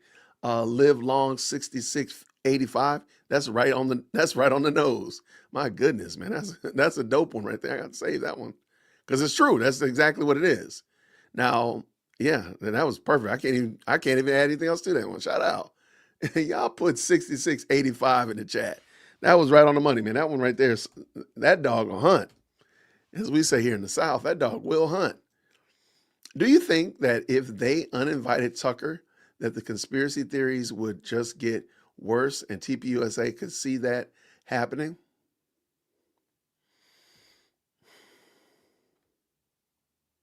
I don't know. I don't know fully the complexities behind the scenes, Ben, because you're deliberately inviting somebody into your house that doesn't like that has been speaking bad about your wife. You're intentionally inviting somebody into your home that speaks bad about your husband. Now, sure, you could just say, the fact that I opened the door up and the person walked in, I invited the person in, sure. But now I know that the person is talking reckless. Why do you have to invite them in again? Maybe you didn't know the first time. Let's just pretend. At the memorial service, you was trying to be all kumbaya. Okay, maybe you didn't know. But y'all had him come on the Charlie Kirk podcast. And then you had him on the tour. And he cussing at students and stuff like that. Like, at what point do you protect the brand more than the quote unquote relationship? And why do you have to have Tucker Carlson there? Like, AmFest, why does he have to be there? Like, maybe leave him on red or something. Ghost them. Why does he need to be there? I don't get that part.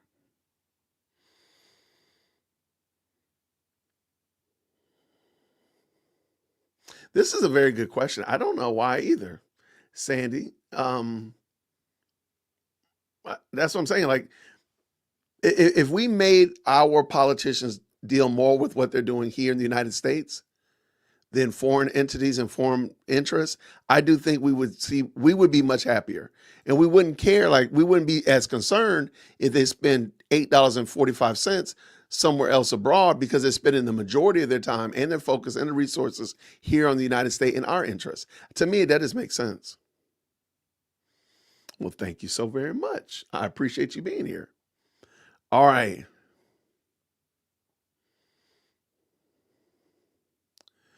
And are the speakers at AmFest paid? That's a good question. I don't know.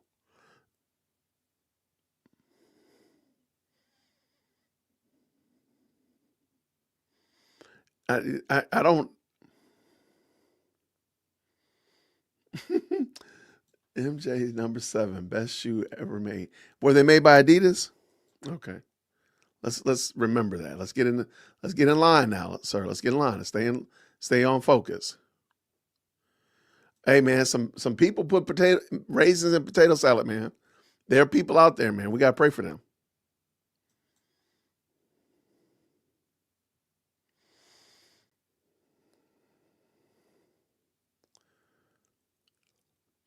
I don't know about this one, GS70.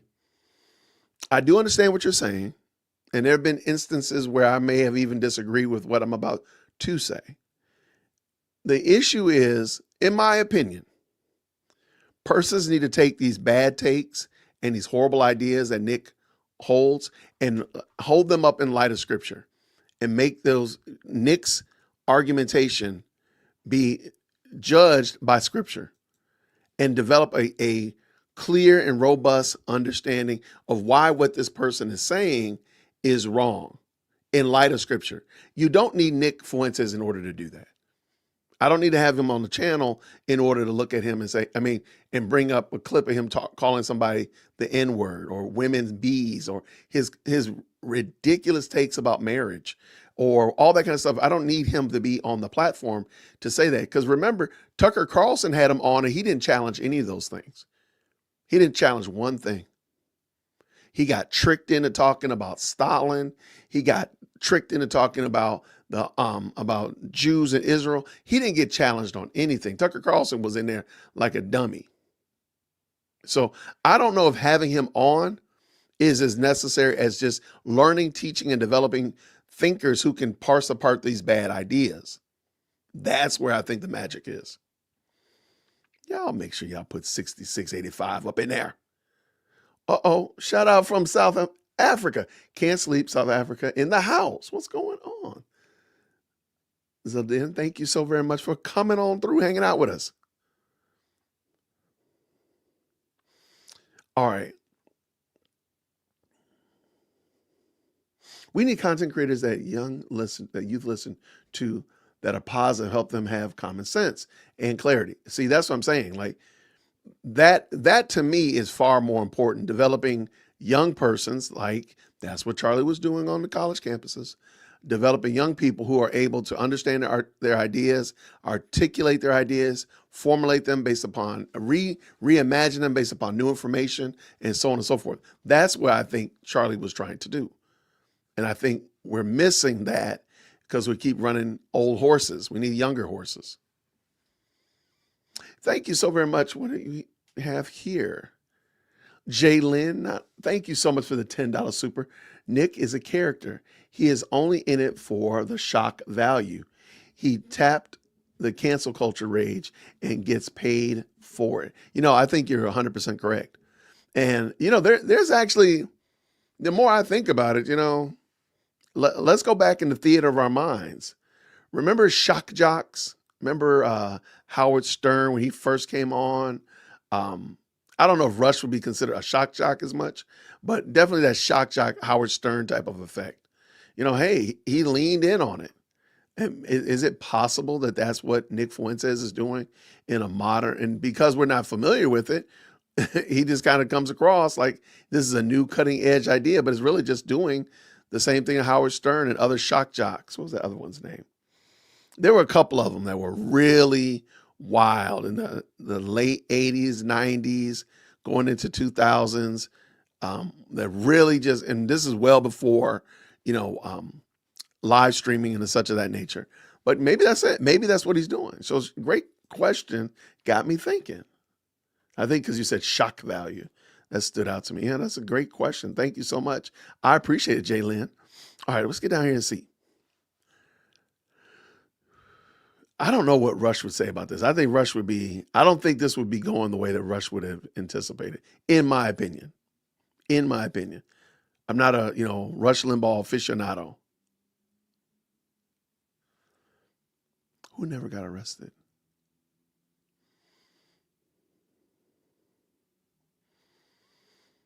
Yeah, I think this is a great thing, Anita.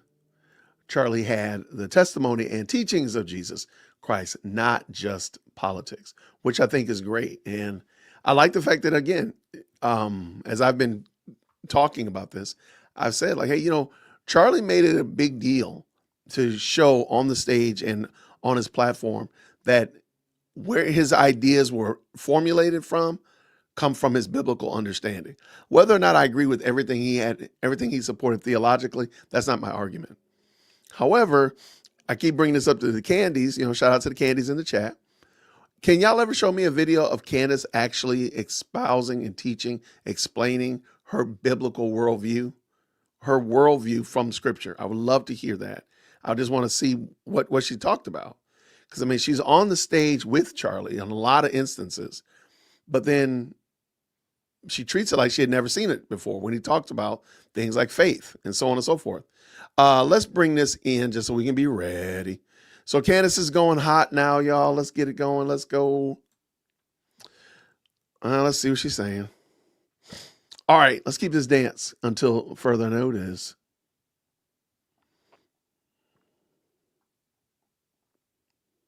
All right, you guys, happy Tuesday. Rob McCoy, America's pastor. Remember, Charlie told me I was America's pastor. Well, it sure as heck seems that this American pastor travels to Israel a lot. A lot of these American pastors do. And he went there the other day to, of course, honor Charlie Kirk. We're going to talk about that. And I want to just say Zionists are confusing at best. They say Charlie was their bestest friend forever and ever. Yet for whatever reason, they are deeply upset by this investigation. They are deeply upset that we revealed the license plate numbers associated with the Egyptian frequent flyers. Why do you think they're upset about that? I don't understand. Why would something like that upset them? It's almost like they know something that we don't. And we're going to figure out what that is. Welcome back to Candace. It's wild. It's wild that she doesn't realize that she docks people. She cannot be this obtuse. She can't be this obtuse. That's wild work, y'all. Shout out to the best live chat. Green hearts in the chat that you can hear. So a couple of housekeeping items to start. My sister is an accountant. She hit me up this morning and she told me that actually the filing deadline, if you filed for an extension, which we can assume Turning Point did, was November 15th for this year. So their filing would have been due on Saturday, this last Saturday for Turning Point USA. And it is possible that they did file it on Saturday and maybe it's being processed. It would have been late beginning yesterday when we covered it. So I just wanted to update you guys on that. And of course, we will keep refreshing. That's another example, ladies and gentlemen, of Candace Owens showing no due diligence whatsoever. You see something, because I saw that video of the guy talking about TPUSA's finances. And I just said, I don't get it. I don't think I understand it. I wasn't committed to it. If her sister is an accountant, why didn't she call her sister and just bounce it past her? Why did she assume that what she saw was legitimate? Y'all have seen lawyers on here. I think I know something, and I'm a pre-K law student, which basically means I know nothing, but I bounce ideas past lawyers all the time. I don't get out here and just assume that I know something. Hence why I tell you I'm a pre-K law student. That means I don't know anything. I'm aware of my skill set. I know where my skills are, where they're failing. I know where they're strong. See, that's what she gets. I'm believing a lawsuit's coming, in my opinion. Let's go. The IRS website and see whether or not that filing came through, since the whole world wants to see it. No, we don't. Anyways, back to our Zionist friends. Israeli and American Zionists are deeply bothered about the Egyptian plane. They're not concerned in the way that you think they would be. You would think that they would be. This is another really bad take. She assumes that, yeah, right here it is, right here. Nobody's upset about it. Nobody actually is concerned about it. The problem is, man, we're like, this is dumb. That doesn't mean I'm concerned. I'm not upset, not panicking, not wringing my hands. I'm like, man, your claims are silly. So now, because people are making fun of her and the license plates, she's going to say, oh, they must be upset about something. Man, we're not upset about it. We're just looking at the fact that you're doxing somebody who's a rental car company. And by the way, I still don't know how you know that this is a rental car. I want to know that. What did you FOIA to get the license plate numbers of those cars? So that's what the candies need to be asking. How do I know what car you rented? That's crazy work. Because don't I need to know who you are first in order to know that you rented a car? So I can't just say that, for example, Relax right here, Relax Jacks rented a car. Well, somebody's going to say, well, who's Relax Jacks? Well, you know, Relax Jacks 310. Who's that? It's Relax Jacks. Relax Jacks rented a Jaguar yesterday. Here's the license plate number. Why are you so upset that you're asking about the license plate number? It's because you're dumb, Jason. We don't know who Relax Jacks is. We don't know who Relax Jacks is. And don't tell us who you are, Relax Jacks. Don't tell us, as long as you're not a spy. Okay? I think you get my point. Candace is, Lord, please let her get sued. Because I need to see that. I will go to Tennessee or wherever to watch Candace in court one day. I promise you. Oh my gosh, thank you, Candace. We love Charlie so much. We're very concerned to learn that these Egyptian military planes were tracking Charlie Kirk and Erica Kirk for years. What can we do to help? Gosh, we're right next door to them. We did a lot to Egypt. We actually control a lot and we surveil a lot in that state. Let us help you. This woman said planes are tracking Charlie Kirk. She said that with no comedy, no irony whatsoever, as if that sentence was the most profound sentence in the world. There are planes tracking you. Listen to what you said, Candace. Listen. Hold on. I got to check my bingo board real quick. Let's see. Oh, we got patchwork theories. Come on. Yeah, I gotta take patchwork theories. I'm taking patchwork for sure. Claims with no receipts. Like, how do I know that these cars were rented by Egyptians? You don't even know who was on the planes. So you don't know who it is. So no, that's a plane without receipt. Let's see.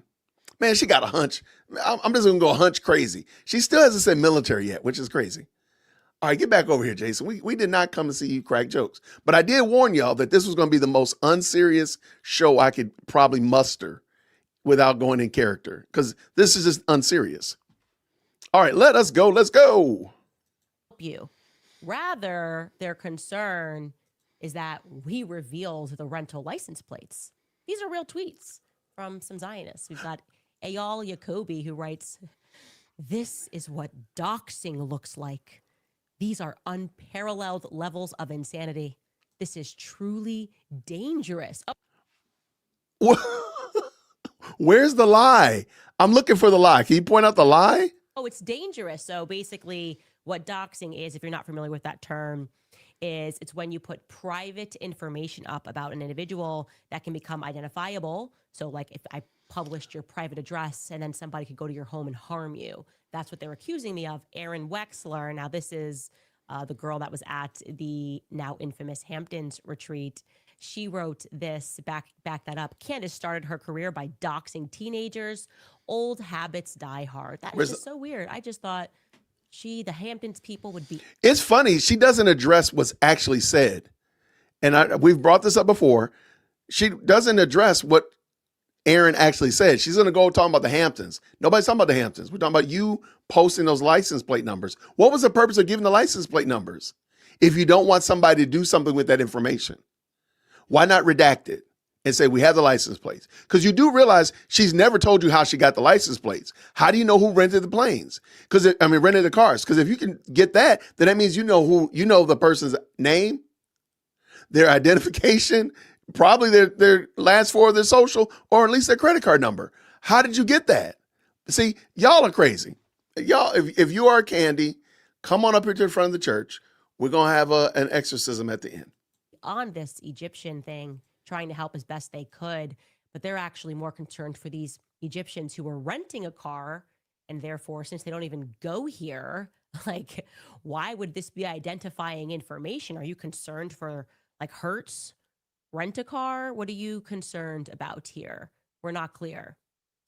Now, going back to what we've learned about this flight thus far, I want to remind you that we have confirmed that this was a full flight over to Utah. This Egyptian flight, and I'm referring to BTT, SU-BTT, landed into Utah 6 days before Charlie Kirk's assassination. So we are looking at anywhere between 12 to 14 quote unquote Egyptians that were on this flight and deplaned on September 4th. Okay. A high government source actually reached out and made me aware. And this is stunning, actually, that we missed this common sense. I should have figured this out all by myself. But there is such a thing as federal protocol. They told me, this person in the State Department confirmed that a foreign military jet actually can't just land on American soil without the federal government paying attention. It actually requires a federal escort. Okay? Again, common sense. I don't know how we didn't think of this ourselves. Of course, if you're a military jet. She is just going to keep reaching. Y'all, please, if you think this is journalism, please, I'm going to send you my Cash App so you can buy this bridge in New York. We got military has entered the chat. She's got messages. Yep. Yeah, I like that. Okay, yeah, we're going to go with that. So I already got bingo. We already got bingo, and we're 6 minutes in. Shout out for sure. Y'all, this is just comedy at this point. We are not taking this serious. I like this. This is madness. This is Delulu Pro Max. This is crazy work right here. This is crazy work. Ma'am, again, look, if you do not support Candace Owens, you are not required to follow the next set of rules, like instructions I give. If you are a Candy, how in the world does she know who rented these vehicles? How does she know? What proof has she shown you that this plane was carrying 18 people? What proof has she shown you? That's it. I'm not required to believe this, and I don't. She's not giving me any reason to believe. I do believe that she has a blue cup on her desk. I can see it. What is your proof that any of this happened? What stops her from making this up? I'll wait. Please don't tell me her journalistic integrity. Please don't tell me her high desire for fidelity of truth. Don't tell me that. There's nothing that would stop her from just making this up. None whatsoever. So why am I getting paid $7,000 when she hasn't proven that anything she's saying is true? I'm just asking questions. I'm just asking. Just asking. Shout out to y'all, man. Shout out to the best live chat on the internet. Woo, let's go. Jet. You can't just fly into foreign land and hop off the jet and be like, okay, bye. Just going to do whatever I want. Of course, they're going to go, hi, are we starting a war here? What's going on? So this person tells me that, of course, that cannot happen. The government is immediately aware that this military-equipped plane is coming in, and an escort is provided because they want to know where they are Wait, going. What hold they on, are wait. doing. I don't mean So to the keep question- stopping. She just said military-equipped plane. What in the Lord's name is that? Because that jet that we were talking about was a private jet. That did not have any, there was not anything special.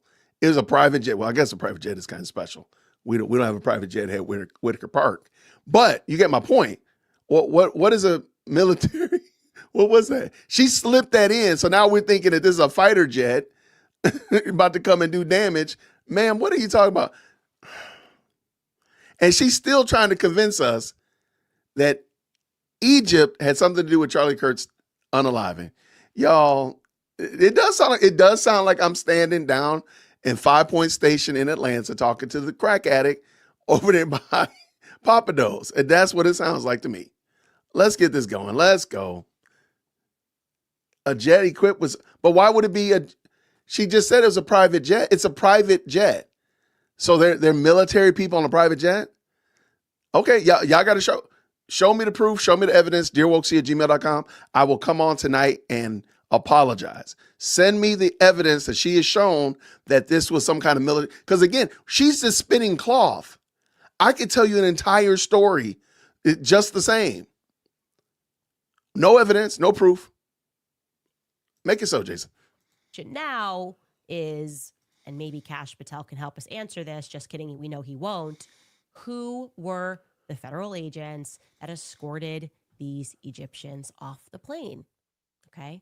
Because they didn't just disappear into the ether. You guys knew they were coming in, and you watched them, and you knew what they were doing in Provo. And by the way, while we're checking in on these unanswered questions, has Turning Point mustered the courage to answer my yes or no, circle yes or circle no, as to whether or not these Egyptian jets were known to Charlie? Because like I said yesterday, it is highly plausible, highly likely that they were. He had a photographic memory, and he loved planes. He loved learning about military planes. He would have recognized that that was circling around him a few times while he was on the road and circling around Erica. Ladies and gentlemen, I want to make it very clear. Yes, this is a conspiracy. It is a federal level conspiracy. It is. So, okay, let me tell you what we're doing. Okay. Just so you can know what's the bit. My children call it a bit, which is basically when you're acting out something or you're telling a joke or you're trying to surprise your spouse. It's all called a bit. So what is the bit that we're watching? Candace is not getting any information. She's making this up. Dare I say, she's just outright lying. But she's trying to get her people ginned up to believe that if she says it's got to be true. She has to have evidence to that fact. And therefore, Kash Patel or Trump or TPUSA, y'all are bad because you're not answering her, even though they don't realize she's made this up. It's never a matter of I make a claim, you prove my claim is wrong. It's I show evidence. And I've said this multiple times. That's why the Bible says we don't take the word of just one witness.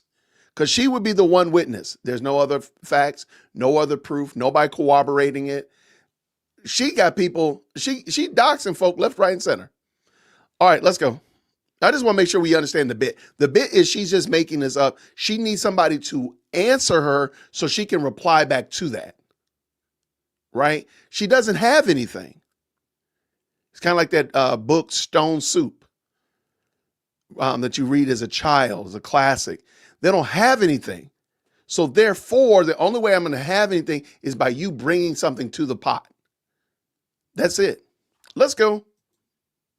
Likely an international conspiracy. Oh, there you go. Multiple countries seem to be involved, and I really hate to upset the Zionist crowd any further, because I know I'm like your fave, but we now have identified a fifth verified rental plate that we can now add to the Egyptian mix. So that's a total of 5 rental cars that were rented by Duncan Aviation that we can review. Also want to thank the many of you who emailed us yesterday and informed me that I apparently do not know the difference between the letter N and the number 9. I think I just was saying 9 or N every time I was reading these plates, which means I'm probably not qualified to be homeschooling my toddlers. Anyways, I was mixing that up. I'm not going to mix it up now. These are our 5 plates as follows. A white 2025 Toyota Camry. What's the purpose of giving this information? What's the purpose? The car could already have been sold. It could have been in an accident. It could be in Connecticut. It could be as far away as Alaska right now. What's the purpose of giving this information? Like, why are you giving the license plate number? Specifically, the license plate number. And she knows she's wrong. Why is she doing this? Vehicle that we have here is a white 2000. What's the purpose of this? What is the purpose of giving out these true identifiers? Y'all, I'm trying to figure out how the police are not involved in this. Because again, you're putting somebody in danger, in harm's way. Somebody's driving this car right now. Somebody's driving this RAV4. That's a nice look. That's a slick looking Highlander. I ain't gonna even lie. Or is that a Pathfinder? That's slick. The Pathfinder is Toyota 4Runner. This is a 4Runner. That's slick. I ain't gonna lie. That murdered out one, your boy might be driving that one. That one isn't bad either. If it was black on black, your boy might be talking about it because you know your boy ain't got no car. But what's the purpose of this? Toyota 4Runner, Utah, license plate number Z34. What's the purpose of giving out she's doing it intentionally? 5 vehicles, which were secured by Duncan Aviation. Now, since I wasn't born yesterday, I feel pretty confident concluding that these 12 to 14 Egyptians didn't drop into Provo, Utah in the 6 days leading up to Charlie Kirk's assassination to fix like a broken light on the plane. Okay. Again, my source there is me not being born yesterday. It's just not how it works. You cannot just get something very. Hold up. Did she just say my source is me? Hold on. Let me back that up. Listen to what she said. Because I truly don't believe she has any sources. Listen to what she says about my source. And hold on, I'm gonna go ahead and I'm gonna dole out some bingo words after this. Since I wasn't born yesterday, I feel pretty confident concluding that these 12 to 14 Egyptians didn't drop into Provo, Utah in the 6 days leading up to Charlie Kirk's assassination to fix like a broken light on the plane. Okay. Again, my source there is me not being born yesterday. Me not being born yesterday. That's her source, y'all. I'm telling you, she's making this up. All right, y'all, by the way, you know what? I have proof, but I'm going to give you that one. And I'm also going to give you, I know Israel is about to come in. I know that's coming. You know what? I'm going to go with leaks. All right. So if you need it, I have proof, but you got it. And leaks. This is some crazy work, y'all. I mean, how is this not akin to just being disruptive online, giving out? I'm just trying to figure out how she's not being called on by the terms of service of YouTube. Like, this is craziness. We can't do this. I couldn't give out information like this. How was she able to do that? Like, that's some crazy work, y'all. All right, let's go. All right. I promise we're going to go. It's just not how it works. You cannot just get something very quickly fixed in a couple of days and be on your way.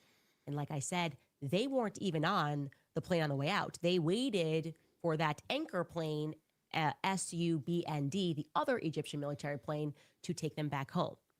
So what are we looking at here? What exactly were these Egyptians with the federal escorts doing on the day of Charlie Kirk's assassination? Well, does she know that there was a federal escort? Because then that would mean, like, think about what she's saying.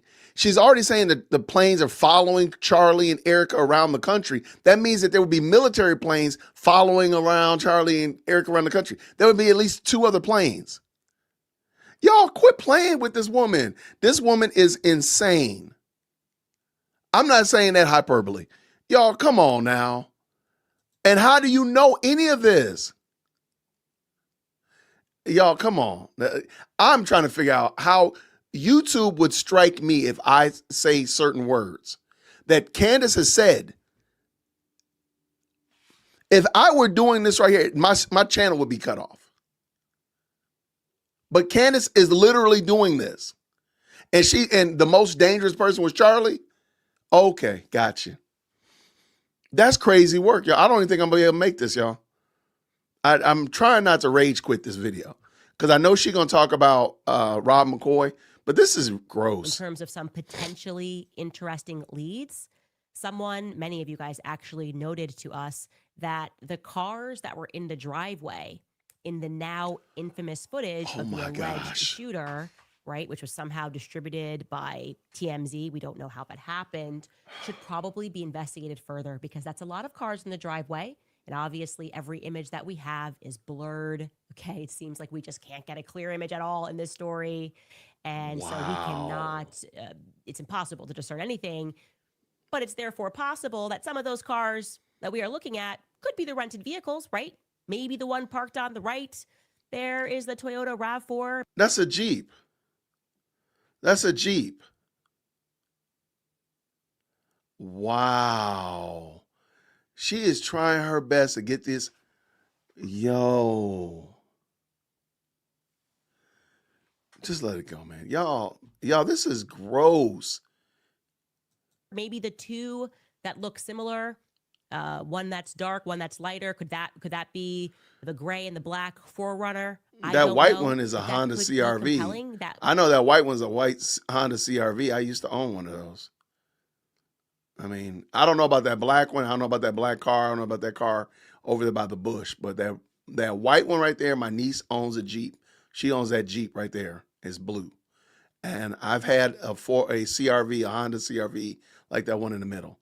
But why are we even talking about this? That's the thing. Like you're literally, you have nothing, so you're putting people's lives in danger.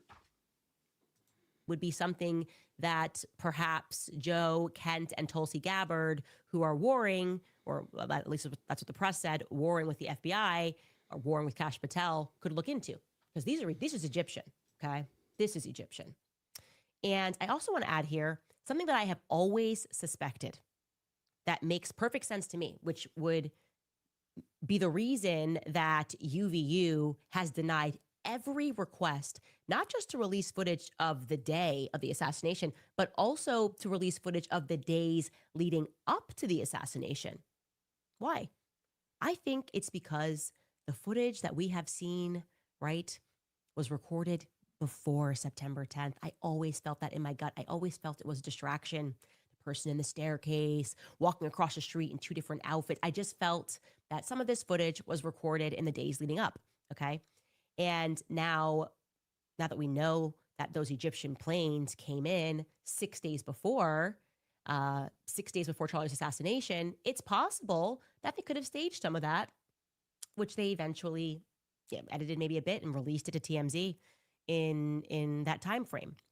What we do know factually, and we don't have to surmise, is that there were eyewitness accounts you may have lost.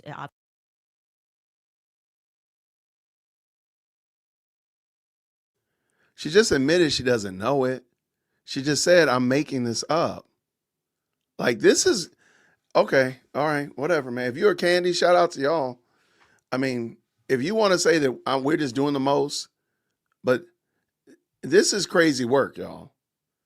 I mean, your grandmother rented that RAV4 to go visit you all for Thanksgiving, and now some lunatic is following y'all around thinking she's an Egyptian. Why? But what's the purpose?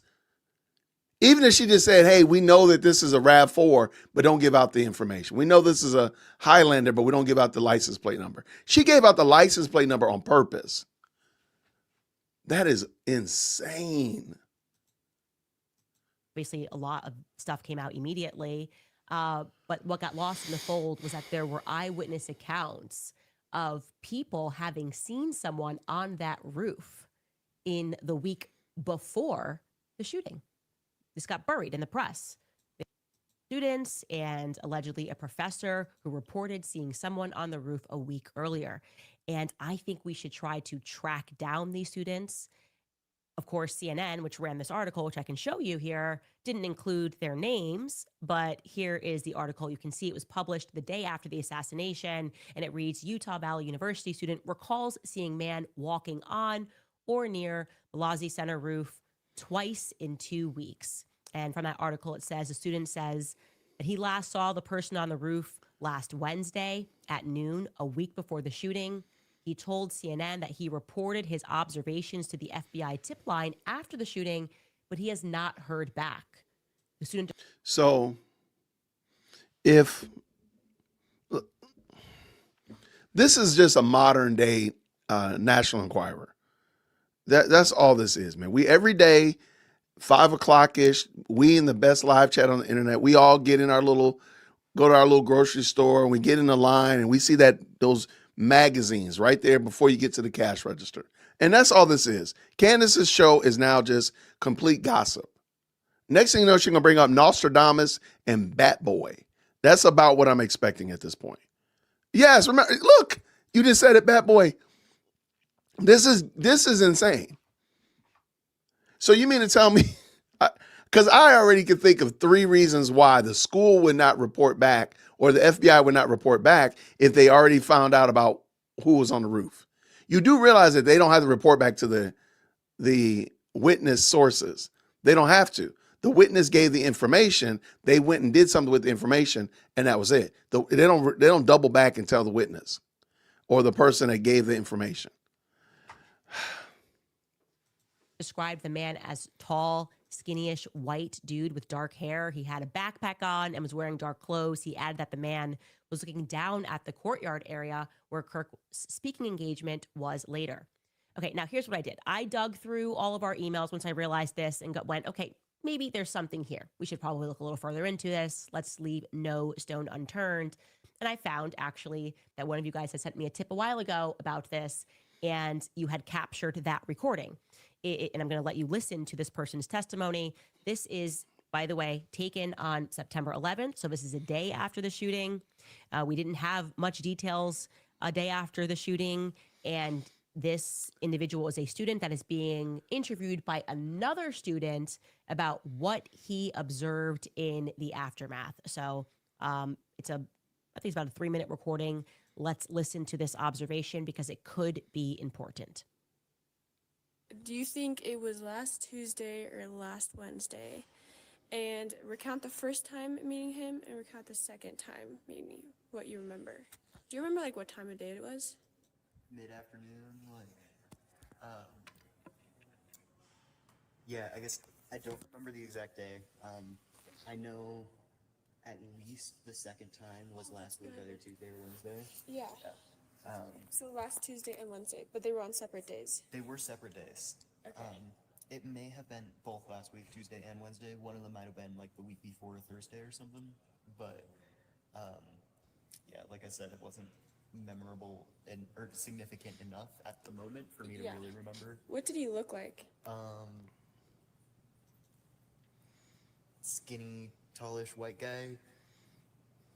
Had a like baseball cap on or some kind of hat, I think. I honestly cannot take. I'm trying to figure out how Candace took this as serious. Somebody sent you this audio file. Well, just leave it on, Jason. Just stop. I mean, had a backpack. Dark hair, I think. Dark hair. Was he dressed in like dark clothing? Do you remember? Yeah, he was. He was. Okay. Was it like black or something dark? Was it similar to what was seen in the pictures? Yeah, for sure. And that's kind of why I thought of that when I saw the pictures. Okay. I guess I don't think I'd remember enough to really definitively say that the guy I saw is the guy in the pictures. Right. I just know I saw a guy wandering around on the roof, and the guy that I saw in the pictures looks similar. But it was the same roof of the same building. Yes.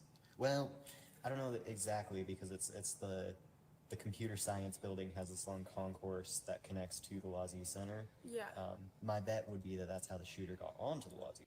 I'm done. I'm done, y'all. Okay. Thank y'all so much for tuning in, y'all. I honestly cannot take this is ridiculous. How an audio file, like we could record an audio file right now and send it to her and see if she plays it. And this is not admissible in court. Yeah, this is. Hold on. You know what? I got it. Somebody said we got to clean the palate. I'm sorry. I'm sorry. This is okay. We're gonna clean the palate. I gotta go. We gotta do something different, y'all. I'm sorry. We'll be back. I promise.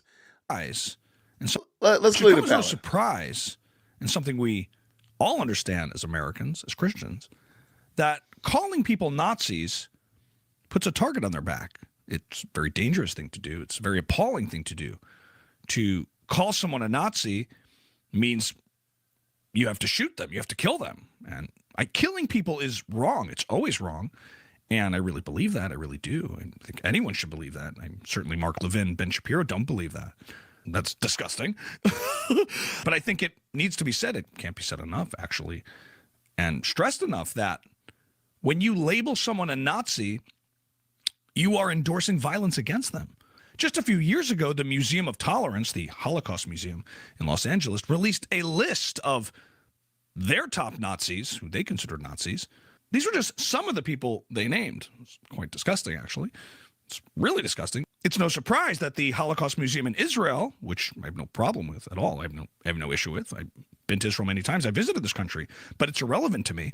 But Yad Vashem also had a very similar list of these names of people who they considered to be Nazis. Okay.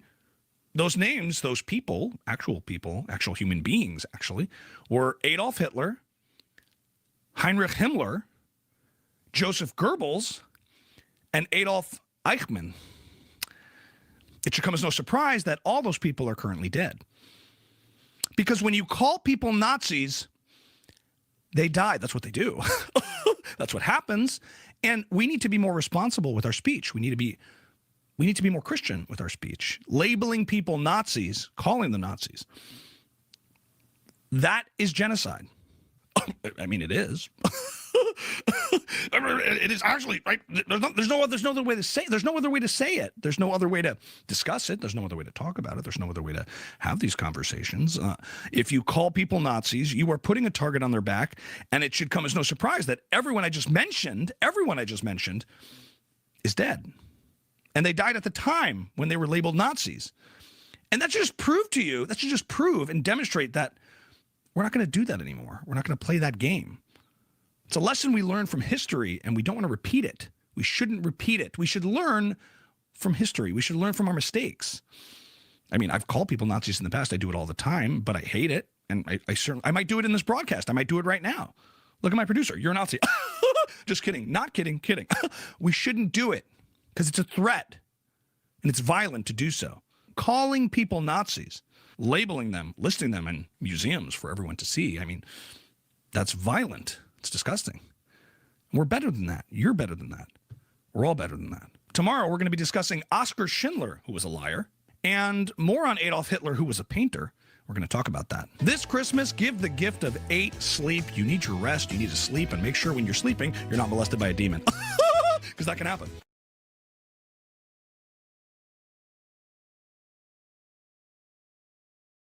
Center roof, because that's one of the few ways I know of. I guess there's also that. We gotta get done with As this. in, that's how he got on yesterday or last week? Oh, well, last time I saw it and he came off of there. Okay, and you said he like jumped over the fence? Yeah, there's kind of a railing around. There's this like concourse sticking out from the CS building that people are actually supposed to be allowed to walk on. Okay. And he walked over that railing and started wandering around the ledge.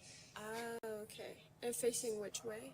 He was totally looking out in the direction of like Totally. that courtyard and out this way. The first time I thought it was a little weird, but didn't think much of it. Decided not to say anything, especially because another guy walked back. I think he was a professor. I know I've seen him around a lot more. And he comes from below and he shouts up at the guy. He asks like, "Are you okay?"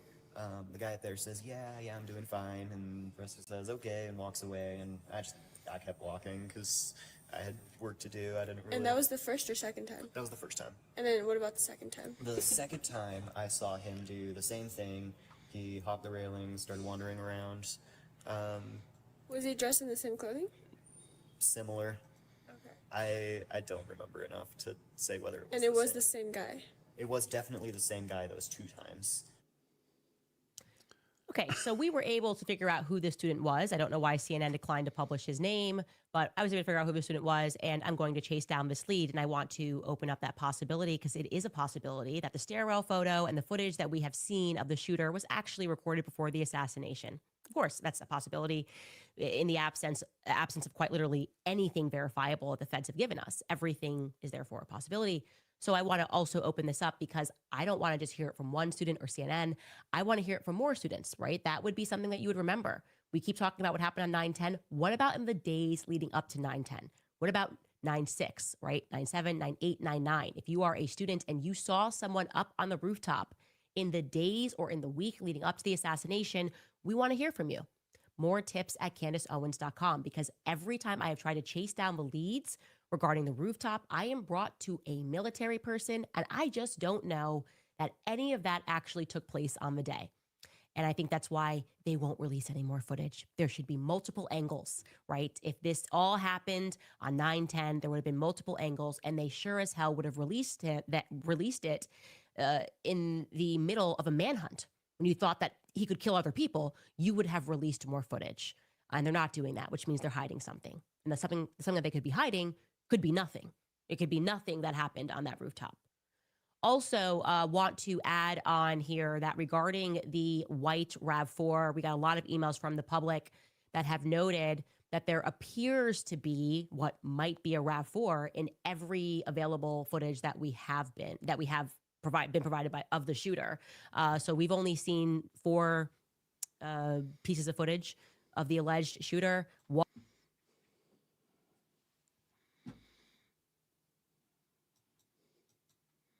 What are we doing, people? What are we doing to ourselves? There's a RAV4 in the picture. There's a RAV4.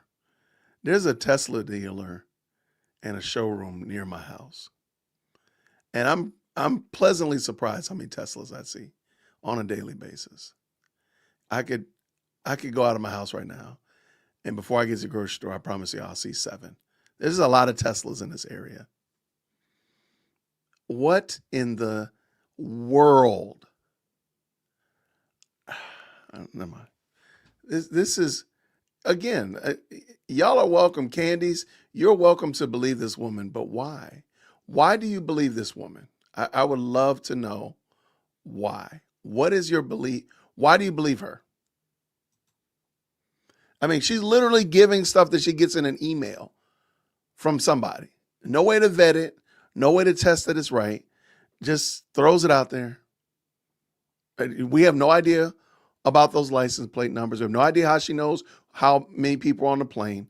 She just saying, trust me, bro. Just get done, Jason. This is crazy. One, of course, of him walking in front of I don't think those are RAV4s. The house that Phil Lyman was at. Yes, that's what we just discussed. That sure as heck could be a white RAV4. The second piece of footage being the TMZ released footage of somebody else in the neighborhood of him walking. Yep, that sure as heck could also be a RAV4.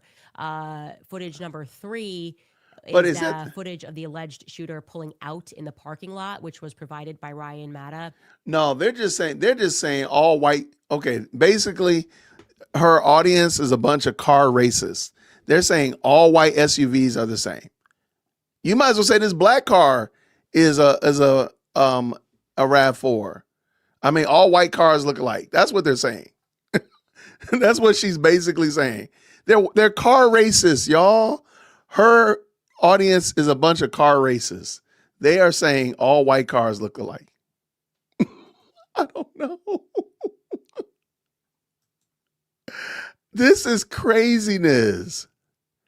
All white cars look alike. Y'all type all white cars look alike. Look, man, there you go. RAV4s are Zionists, man. Zionists for RAV4s.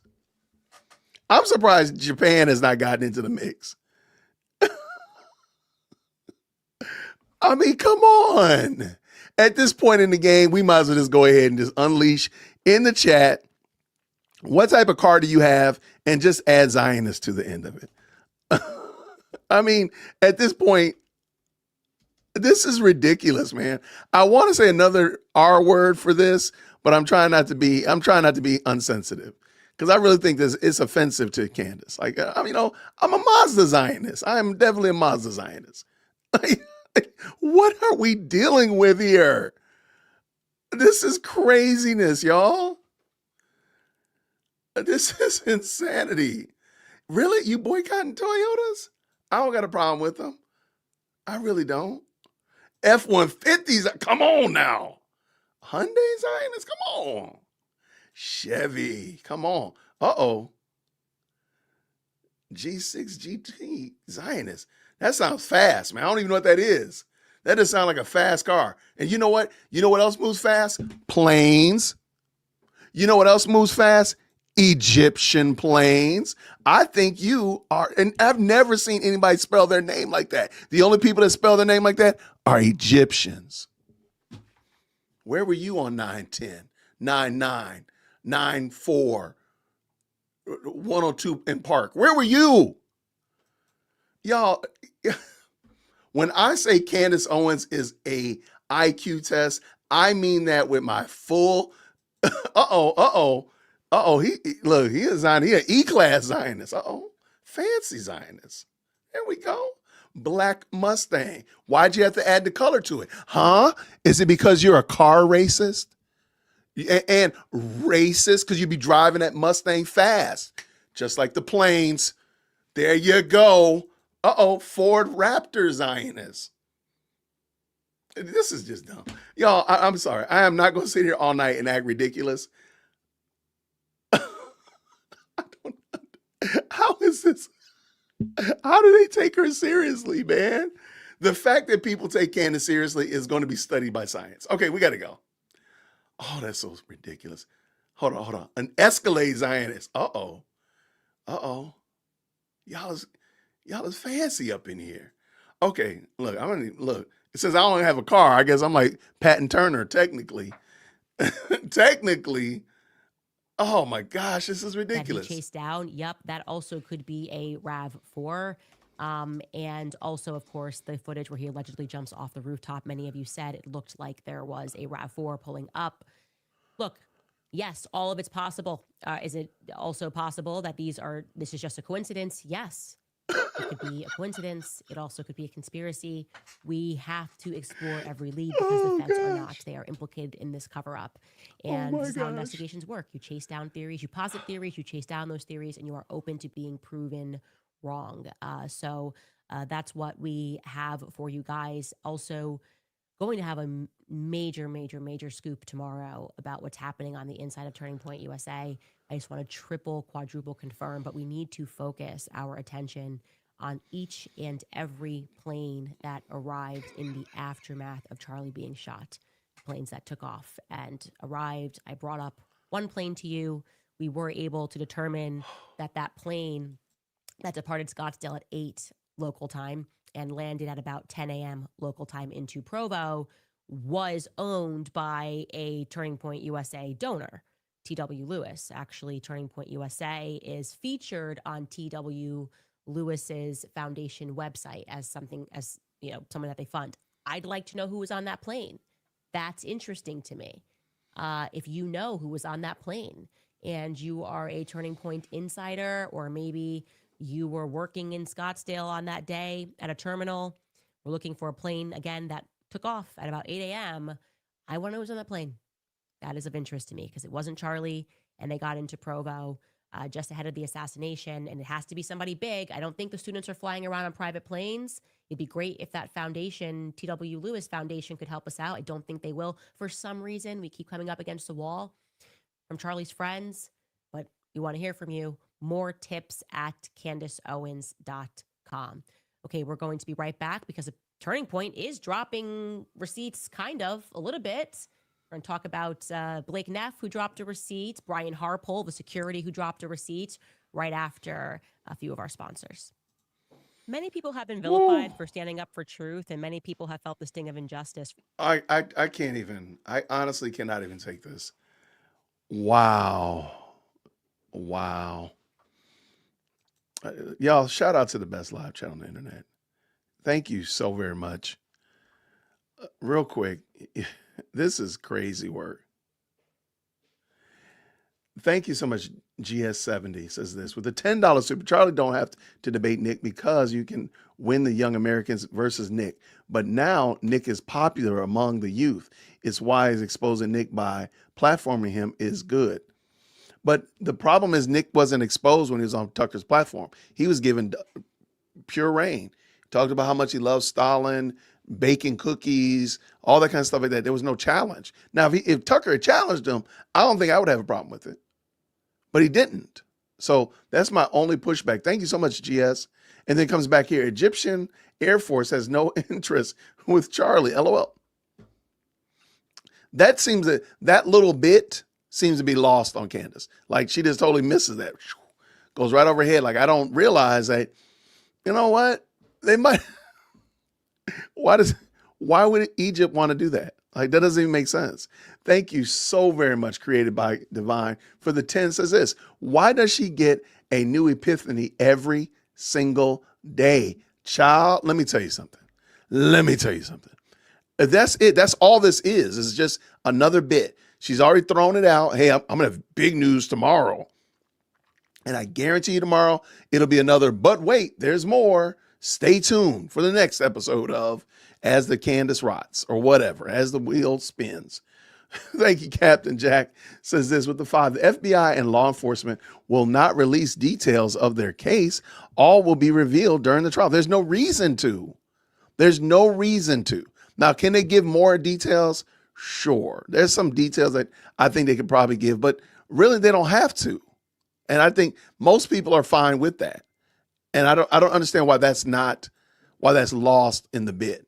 Thank you so very much for the 5. And then coming around, SW7210 with the $10 super. No question, no comment, just pure love of the game. Thank you so much for supporting what we're doing over here. And then let's go. Jaylyn ends this. She just said that she does not believe Christ saves. I don't think she does at all. And prove me wrong, y'all. Prove me wrong that Candace actually believes that Jesus saves. She doesn't. Her ad break was very short for some reason. She's back already. Let's go ahead and get done, y'all. We got to get done. Dropping some receipts.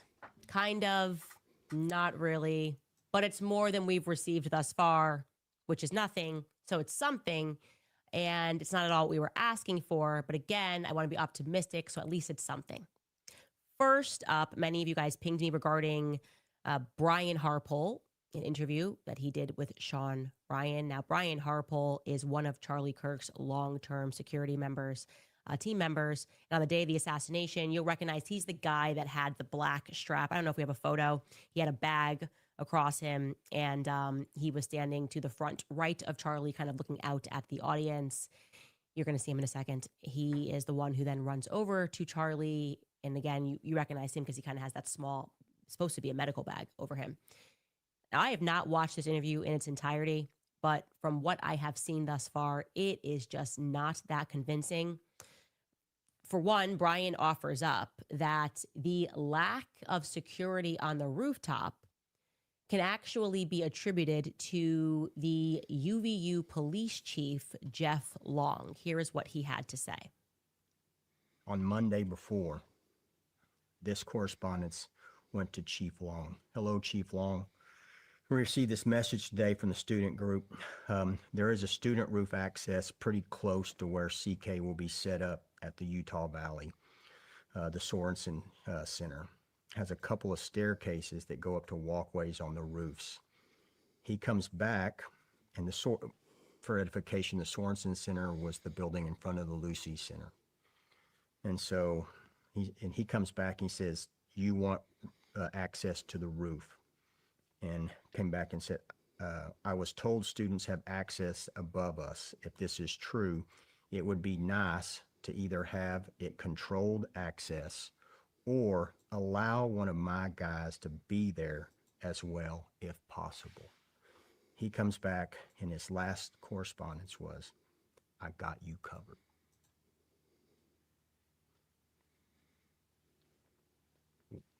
What else am I to do?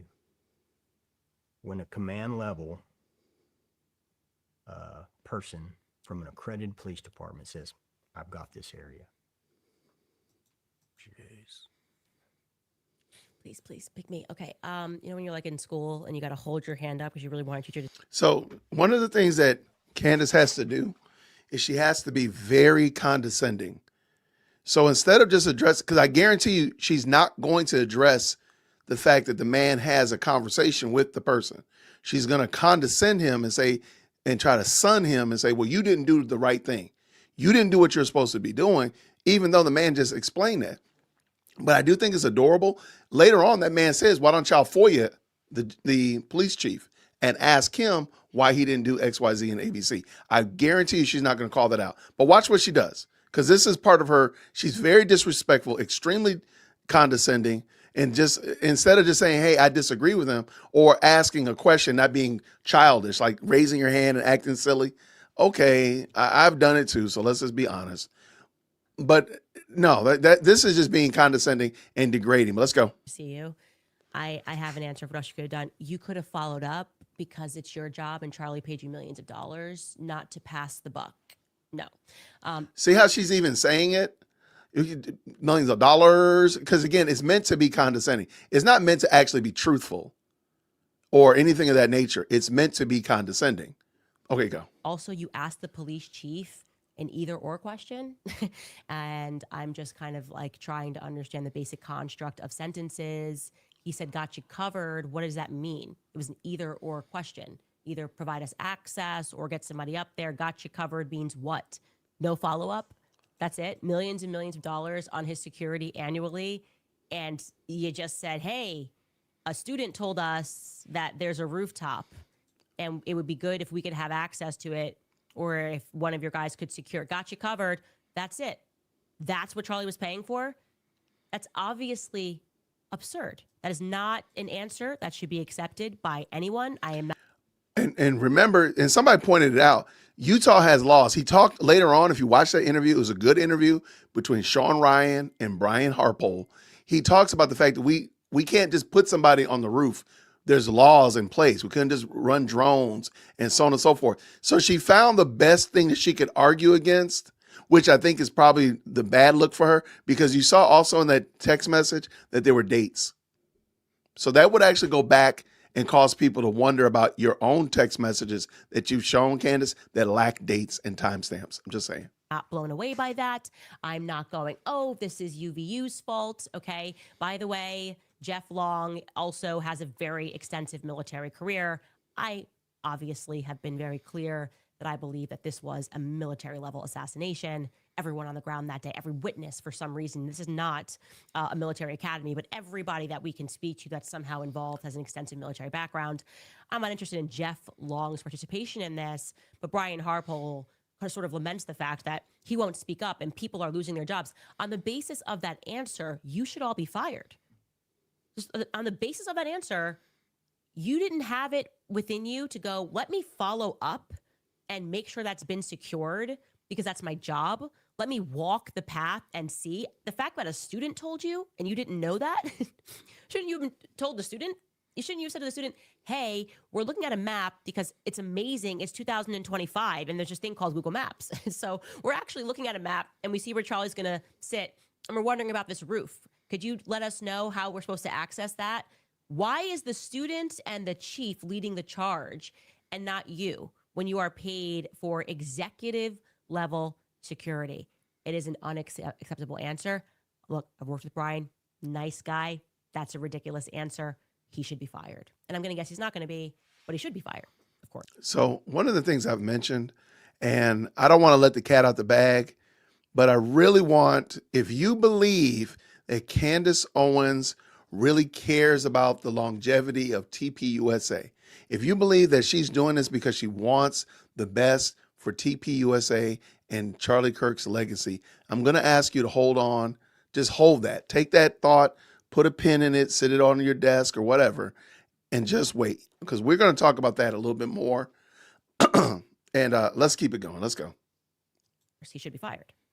Elsewhere in the interview, he responds to the question of why they didn't at least have drone coverage on that day, since they have flown drones, many drones, at TPUSA events in the past. Here's his answer to that. In your coordination with UVU, I mean, did they offer any assistance, anything at all? Yeah, Did you ask them of anything? absolutely. So we come in and we start looking at things immediately, like, man, where are our risks? You know, what's our risk assessment when we come in? That's why we get there. That's why we start doing the advance so early. We walk it, you know, we build it ourselves. And so initially, I spent thousands of dollars on drones last year, and got the guy's license. But if the area lies in the Provo, Utah airspace, I can't fly it. That's a 107B. We can't break the rules.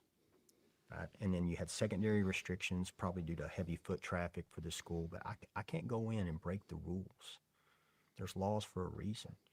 And so now the school could have flown drones, the PD, but they didn't have them, right? But Orem PD has a drone unit, active and professional, and that police department, I will tell you right now, is awesome. They get it. They were there. They helped both on the soft side and the hard side. And so I started asking questions like, "You guys have a drone unit?" Yeah. Good. Do you have an MOU or a mutual aid agreement with the school? And they're like, "Yeah." I said, "Did they call you and ask for assistance?" No. I'm like, why wouldn't you call? Wait. Before she gets in here condescending, because I respect Brian Harpole. I think he did as good a job as he could do, considering all of the complexities involved. There are some questions I had and some things I didn't like as well, but I'm okay with, I'm about 92% perfectly fine with him. I would sit down with Brian Harpole and have a drink and some wings for sure. But the problem, what I don't like is the way Sean Ryan asked the questions, because there's actually two places where they talk about the drones. In the first place, they really hone in on, nobody helped them out. But later on, they talk about the law regarding that. And he talks about the fact that you got to respect the law because you're also, the way you represent, I can't break the law because I'm also representing my client. And we don't want them to lose their reputation because we did something wrong to protect them. So we have to be, there's a give and take. I wish they had asked both those questions together, or both of that would mash together, because Candace is going to ignore it. Watch. I guarantee you she's going to ignore it. I think that's your job? Like, am I crazy? Or is that his job? He literally says his that. Job to call and to see he things? literally says, I can't call law enforcement and say, you bring somebody over here. There is a chain of command. That's probably why she hates military, because they do follow a chain of command. He literally says that in the interview. He talks about that he could not call the PD and say, hey, can you send us some more agents? Or, hey, can you send us some more officers? So on and so forth. He can't do that. He literally says that in the interview. Either A, she should have watched the whole thing before she spoke on it, or B, she's being deliberately, intentionally dishonest. You pick which one. Through if Charlie's paying him for executive level millions security? of dollars. Is this we know how these assassinations happen? Is that what's happening even like at the White House level with the Thomas Crooks thing? Is that what happened? Like Secret Service just called locally in Pennsylvania and was like, hey, that looks like trouble up there. Could you maybe get a guy up there or let me know, or if like whatever? And then they were just like, yeah, sure, gotcha. And they just figured it was accomplished. I don't accept any of that. You shouldn't accept any of that. Why did she jump from what this man is dealing with here at UVU to what happened is this the Butler, Pennsylvania? Like, ma'am, shout out to fans. I'm up here being a member for 2 months. A personal security does not trump the campus police. Charlie's security can only work within the bounds and mercy of UVPD. Thank you so much for being a member for 2 months and having your head on straight. Shout out. That, nor do I find him to be convincing, right? The vibe I'm getting from that interview is dishonesty. Okay. I'd like to see more of your conversation, not this screenshot that doesn't prove anything other than that you started a conversation about the rooftop. No, she did not. Y'all, I'm about to rage quit. I'm tired. I can't. I cannot. I got to go. I cannot. This woman did not just sit there and say, I want to see all of your conversation when she shows stuff from 7 years ago. Y'all, I quit. Y'all have a great night. Thank you so much for tuning in. Have a great night. Tip your weight on the door. Green Hearts on the chat. Make sure you like the video. Tell a friend. Tell a friend. Help me hit 100,000 subscribers. Goodbye. Good night. Good night. I'm done.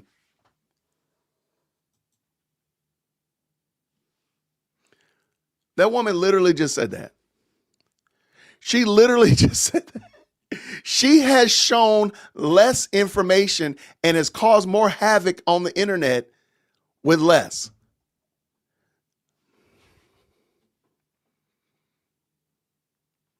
Y'all, I'm amazed. And I know some candies are gonna jump in here and they got their feelings, they're in their feelings, you know, their little tighty whities up in a bunch and they feeling some kind of way. But how in the world? Yo, real quick, y'all, shout out to the best live chat on the internet. All right, I got bingo. She's calling an expert a liar. Like, that's crazy work, y'all. That is some bona fide, high level, full octane crazy right there. Oh my gosh. I'm surprised Kanye has not entered the chat. I'm surprised Foya hasn't entered the chat. I'm really surprised. I'm actually kind of impressed. That's some crazy work, man. I'm back, but I'm back. Loyal love, I'm back. I'm back. I'm up in here. I can't leave y'all. We got to make it through the end. We got to do this. Oh, my goodness. All right, let's finish up, y'all. I'm going to try my very best to get done because, you know, we got our book study in a few minutes. I'm running late. All right, let's get done. Let's get done. Rooftop that you were aware there was an open rooftop and didn't follow up in some measure. And so it's a little bit ridiculous to be passing the buck. So thank you for the receipt. That wasn't actually a receipt. That's funny. Next up, we have Blake Neff. Obviously, you guys will recall Blake Neff was the Turning Point USA employee that was standing directly next to supercalifragilisticexpialidocious Mikey McCoy when the shot she rang out. She does not like Mike McCoy. Blake Neff has similarly decided to drop a receipt. This happened, I think, actually last week, of his actions on that day. Now, to jog your memory, he offered up a pretty strong defense of the magnificent Mikey McCoy, who he says had a quivering lip. And I'm going to let you listen to Blake's account of that day again as a reminder before we get to his receipt. Take a listen. The shooting occurs. I am next to Mikey. Both of us hear a loud crack. We both turn. We both see Charlie, who has been shot. Both of us, I think at about the same time, realize that that means there is a shooter who is on the scene. And, you know, you just hear the crack, so you don't know, did it come from far away? Did it come from close? Is there a mass shooter unfolding right now? So I and him both had the reaction of, let's get out of here before we are both shot. That is not us abandoning Charlie. Charlie had a security team. They all leapt immediately into action, and they got Charlie out of there, which was what their job was to do. My job was not to get in the way and screw this up because, like, I had to be a hero. That was not my job. I remember even running past, both of us going past the, you know, the SUV that we came in on, and me thinking, should I get in that car? And then thinking, no, that's a really stupid thing to do. And then I kept going. So I was not with Mikey, or I don't remember being with him. I think I was ahead of him as we left. And then we get out, and I run for, can't have been more than 15 or 20 seconds. And then I realized there hasn't been another shot, so the shooter has likely been detained or stopped or something, not in immediate danger. I pause, I look around me, and I see Mikey. And I see Mikey there. And truthfully, I will never forget what I saw, because I've seen Mikey almost every day for the past 2 years. I know his personality very well. He's a very bubbly guy. He's a very happy guy almost all of the time. And I'll never forget what I saw, because it was clear in the moment that he was profoundly freaked out. What I'll always remember is the way his lip was quivering, which I'd never seen before. And you very rarely see from someone that he was freaking out. And then I think he literally said to me, I might be imagining this, but I think what he literally said was, And then he was looking around, and then he says, I need to call Erica. And then he takes his phone and he begins calling Erica. And I don't want to disclose how that call unfolded, but he did that. Your mind extends all of this, but that is happening within a minute of all of this occurring. I remember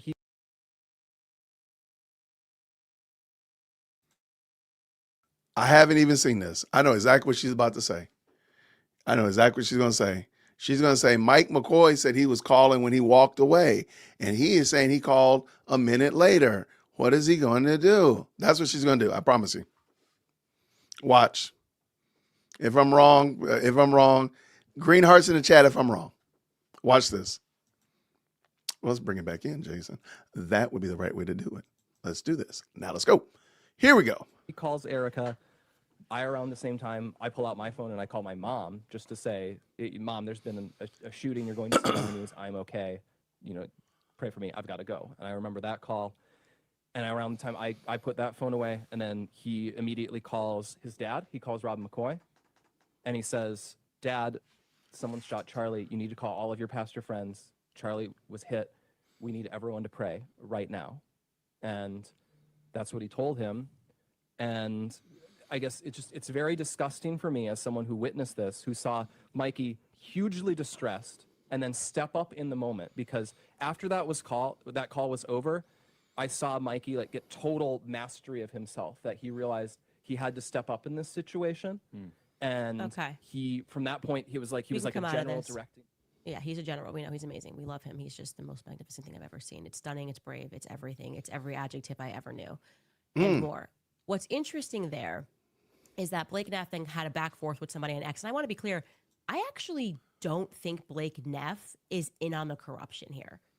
I don't know why. I've just never gotten that vibe. I think he believes what he's saying. Like I said, he is telling the truth as far as I can tell. Vibe check, right? But what's interesting is he allows us to now date, or rather put some time markers here on how long the phone call was between Mikey and Erica, right? Because he drops a receipt on X. He's having a back forth spat with somebody on X a few days ago, or a week ago, I don't remember. And he decides to drop his call log with his mom, or rather a screenshot of the call that he had with his mom. Now, remember, Blake is in Arizona now, so this is going to say 11:24. It's supposed to be obviously 12:24 Utah time. We can show you that. You can see he calls his mom, and the call is 45 seconds long, and the call begins at 11:24. So a story that he tells us is he's running for 20, 30 seconds, or however long he said there. It's not long. He stops, catches his breath. He sees Mikey. Mikey's got a quivering lip. Mikey looks at him and he says, I've got to call Erica. And he says, Mikey calls Erica, and then I call my mom. And when he terminates the phone call with his mom, he says, Mikey then called his dad, right? That's the next thing that happens. It's a very short phone call, right? That allows us to at least get a sense of how this ran. Because he's now confirming he called her first. Charlie was shot at 12:23, right? So these are back-to-back phone calls. It actually, if it happened this quickly with this receipt, it's possible that Rob McCoy did think he was the first person that was called. Because Rob McCoy is getting called at 12:24 or 12:25. This is all happening within 2 minutes, right? These phone calls are flying within 2 minutes, right? That means when he terminates that call, it's what, 12? When you start a phone call, Mark, you can chime in here and mansplain if you know the answer. When you're looking at his screenshot there, is that telling us when the call began or when the call terminated? It's when the call is initiated. When the call's initiated. So it's possible 45 seconds later, he's now in the 12:25, and now Mikey's calling his dad. That's very interesting. That's just another data point that we at least have there. But that's not Mike McCoy. That's Jeff, or the Neff guy. Like, I don't understand. Again, like I said, she's going to keep trying this out. And I just want you to start asking yourself, because we're going to come back and talk about this. Why is she so headstrong? Why is she so hell-bent to drag TPUSA into the swamp? I want you to think about that. Let's finish up. Moving on to the pastor, America's pastor, Rott McCoy. So, I'm sorry. I know. Shout out. Give me some green hearts to tell me to stop it, Jason.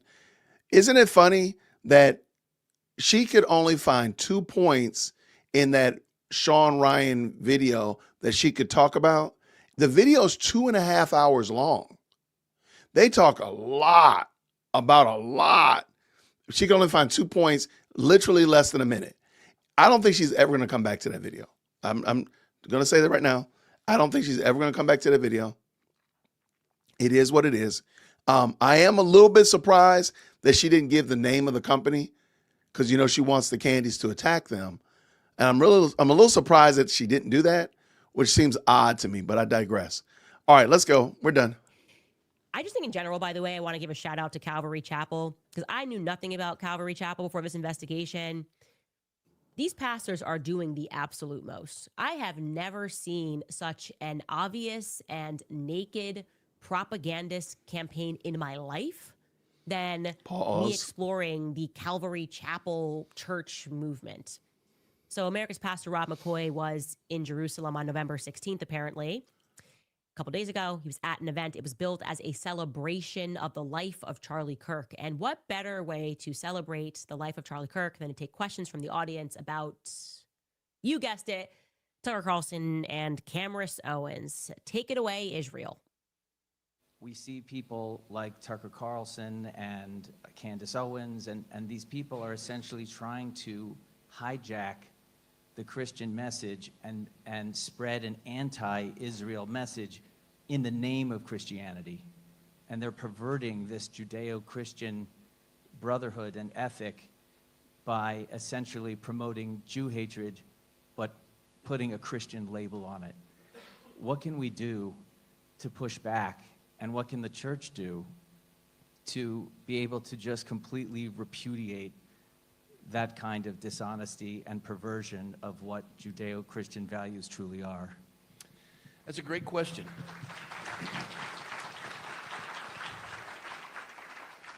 We've gotten into this situation with that generation of young people because they have all been raised by Caesar, and we're wondering why they become Romans. We have abdicated our public school system to secularism.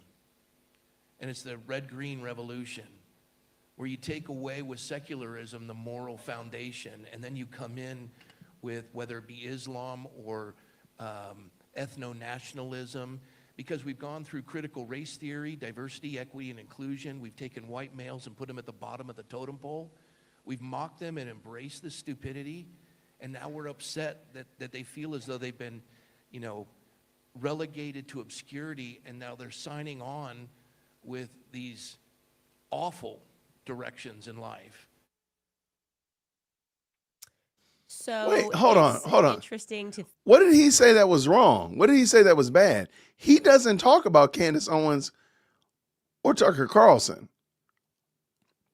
And Candace, stop faking the funk. You like when people talk about you, just leave it alone. But he doesn't talk about her.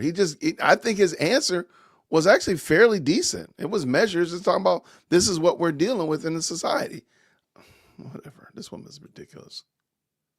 Think about them discussing how we need to be re-educated again, kind of like the Robert Maxwell campaign, like we had to have the Holocaust education. And I want you to imagine a world where Calvary Chapel churches get to decide how we're educated, because somebody sent me an actual magazine that they have. Again, I'm new to the Calvary Chapel thing that's happening. I knew they were behind a lot of the attacks against me and Tucker Carlson this year, but I hadn't realized that how, like I said, naked and propagandist this is. This is this month's issue of Calvary Chapel magazine. Apparently they have their own magazine, and this is not parody. This is Judeo-Christianity. This is the cover of Calvary Chapel magazine from this month, and it says, "Stand with Israel." It tells the story of surfer to shepherd. I guess that's somebody's story. And then you have there a subtitle. I guess we're going to be able to read this article in there. "Why Jews Are Hated." You go to your church on Sunday, and this is what they are handing out. Now, the person who sent me this then showed me what was inside, which is even more amazing. Here we go. Here we are learning about Christianity. Oh, actually, it's a photo of IDF soldiers wearing yarmulkes coming home. And it has a quotation here that said, "God began to paint a prophetic portrait of the Messiah." I just want to know, how this happened, I guess. I don't know. I was asleep. I didn't know this was going on. I didn't understand that they have so many mega churches everywhere across America. And they basically exist to convince Christians to worship the IDF. I just find that to be quite strange. Let me know if I'm At this point, y'all, I just go, out of Jess. pocket here. And You're out of you pocket. really think that this is not propagandist and that you're learning Christ's message when you line up and you I have an get handed idea. stuff like this? I have an idea, Candace. You know what, Candace? You're right. This is not the Christian message. This is not Christ's message. You're right, Candace. Shame on Calvary Chapel. You are correct, Candace. Shame on them. How about you tell us what the Christ message is, Candace? How about you explain Christian discipleship? How about you explain how one is actually saved? How about you do that? I think that would be really, really interesting, Candace. I would learn a lot. I would love for you. Shout out to the Candies if you're in the chat. Can y'all please get to your Lord and Savior, Candace, and ask her to tell us, just to share, what's the opposite of this? You're right. There's shame on those Calvary chapels for talking about Israel and teaching people to worship IDF. Shame on them. But Candace, I am so waiting for you to give us the alternative. Show us what it really is. Show us what Christ's message is. The gospel, if you would, Candace. I think that would be great. I think that would be great. Green hearts in the chat if you agree too, that would be great to see that, Candace. I think we would love to see that. We'd just love to see it because you'd never be able to do it. I don't know. I just feel like that for me is something that we need to talk about more because it's pretty obvious what happened here. And of course, Bibi Netanyahu is involved in the Calvary Chapel churches. We're going to get to that tomorrow. His relationship with Bob Coy. Tomorrow. Not to be confused with Pastor Rob McCoy, but Bob Coy, the one from Fort Lauderdale. That's who why this. got That's how you know into this a is little silly. bit of a scandal with sexual abuse. Again, we'll get into that tomorrow. Before we get into comments, when we get into comments, rather, I'm going to tell you, finally answer that question, that lingering question when I told you I would find out what was the name of the donor that similarly freaked out and spazzed out when Charlie let Tucker Carlson speak on stage and took $1 million away from Charlie. I'm going to tell you who that donor was just after a few more sponsors. Yeah, let's All not. right, you guys, let's think we not. all know- Shout out to the best live chat on the internet, y'all. Y'all are the best. I don't even know what we're doing today, y'all. I feel like we are totally. I'm past feeling like we're getting punked. I'm past that. I'm just going to shout out to the best live chat on the internet. Thank you so much, Real Justice. Candace needs a ride back to 1985 on the Wayback Machine. Oh, she about to piss me off. They were calling him a clown when he was crying. I mean, Candace's people are pretty interesting, to say the least. They're vile. They're vile. Shout out. But it's interesting. I'm going to say this real quick. It's very interesting, the audience that Candace attracts. And I talked about this in my video earlier today about the planes. Candace attracts an audience that's not Christian. And that should, and again, you could be a part of the best live chat on the internet. You don't have to be a Christian to be here at the Jay Witt podcast. But I hope that you see that we don't act like that. We, generally speaking, we try to act decent over here. We try to act, modicum of hospitable over here. We invite the Candies up to the front of the church. We only put people in 0-second timeout every now and then. You know what I'm saying? Like, we try to be as open and conciliatory as possible because I want you to see what Christian behavior is like. Why is it that Candace's people behave like they do? I just want you to think about that. Why do they behave like they do? Thank you so much, Captain Jackson with the 5. Speaking from experience, his security team will always blame themselves. Candy needs to shut the heck up. I'm angry for them. I mean, angry. Shout out to Captain Jackson, who's had a prestigious career as a law enforcement representative. She's told me some great things about her own career, as well as shed some light on what's going on here. Candace has no idea what she's talking about. Thank you again, Phantom. And it says right here, the personal security does not trump campus security. Charlie's security can only work within the bounds and mercy of the PD. Thank you so much for being a member for 2 months. Thank you, Eliza, with a $2 super right here. No question, no comment, just loving the game. Thank you so much for your support. And what does Joycelyn Nelson say here with the 2? She really thinks people owe her something. This has been the narrative since even before the Macron case. She's always presented herself like they owe her something. I'm asking for something. How dare you not give it to me? You're not giving it to me. You must be suspect. You are public enemy number 1 because you have not done what I think you should do. Mo the GOAT with the $5 super says this. Candace benefited the most from Charlie's death. Was she involved? Hey, prove me wrong. Prove the GOAT wrong. Drop a GOAT in the chat, y'all. Prove the GOAT wrong that Candace has not benefited the most from this. Stephanie says this with a 10. She'd rather figuratively burn down TPUSA than see Erica at the helm. She is so jealous and resentful. I know we've all been in agreement on this, but she is not a Christian or Catholic, period. She even said the period. How do y'all pronounce that? Period. I agree with you, Stephanie, 100%. Thank you for the $10 super. I'm going to talk a little bit more about that. There's a content creator that is going to do a video about this, and I'm going to wait for him to finish the video. I just got done texting him. I told him he had 6 hours because if he don't have something in the pipeline by the end of the night, I'm just going to go live and talk about it because it's right down the button. It's right down the pocket. Let's go. Melanie says this with the 10. She didn't even listen to the whole interview. I mean, that interview was good. Even if you don't like Sean Ryan, if you even think Brian Harpole is a terrible person, I don't see why you do, but she didn't even listen to it. But her candies are always telling us we got to watch every single thing that Candace has ever done. She didn't watch everything that this man did. It's only 2 hours, 2.5 hours. That's what she said. She just wants to talk and weave her own narrative. Shout out. You're 1,000% correct. I'm right there with you, Melanie. And again, Melanie came back around. Sorry about that. Mo the GOAT came back around. OMG, Jews ask how to prevent the spread of hate, lies, and violence against Jews within the church. It's not like they have something to fear. I mean, I'm right there with you. Like, how dare them actually ask a question of a Christian pastor? Again, shout out, man. Mo, thank you so much. Stephanie Case says this.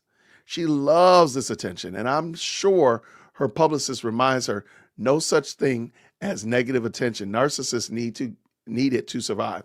I agree with you 1,000%. And it's just bad. I mean, so many people are being hurt by her narcissistic fixation. Let's keep it going. Phantom says this. Personal security typically controls a bubble around the package. They don't control full area. Police are used for that. See? And now, let me say this. Should Brian have asked some more clarifying questions? I think that would have been good. But if somebody says, I got you covered, why don't y'all just reach out and ask the man, what did he mean by that? You can FOIA him. You can do that. Why is Candy not saying that? To add, if she wants to investigate, why is she not asking them to say, hey, reach out to the Deputy or Chief Brian Long and ask him the question? Shout out, thank you, Eliza, with the 2. Wouldn't the ultimate mega church be the Catholic? You know what? That's a good, I like how she thinks. I like that one. Thank you for the $2 super. I agree with you. Yeah, I guess they would be the ultimate mega church. They would be. Shame on Calvary Chapel for taking on a legitimate topic like anti-Semitism, showing who the IDF actually is, not random people to be hated. Thank you, Phantom, with the 5. You know, how dare they actually do something and actually point out the community? I mean, for real. And the $2 right here with Jay Lynn says this. She is willfully and knowingly hurting. Yeah, absolutely. I think she's willfully and knowingly ignorant. All right, we're going to finish this up because I'm supposed to be in my book discussion and they're going to be mad at me. Let's go. Green hearts in the chat when you can hear. So, of course, that Charlie's dear friends, the Zionists and the donors who Best love friend. Charlie, lost their ish at the Turning Point USA SAS event last July when Tucker Carlson hit the stage. And Charlie told Tucker Carlson to go Max. Tucker Carlson went Max, and by Max, I mean just said like basic American principles, like we shouldn't be worshiping Israel, that the Epstein files should be released, and that obviously our relationship is not America first with Israel. And that caused a donor meltdown. It was like a last straw. We have showed you the data points. We have showed you the timeline. That's where things start to get a little dicey with Charlie. And I think it's very relevant. Anyways, I had mentioned to you that there was because everybody's mic'd up. I told you all this was mic'd up. Obviously, Megyn Kelly happened to have that footage, but they have that footage with like full clarity of exactly what Charlie said to Tucker Carlson.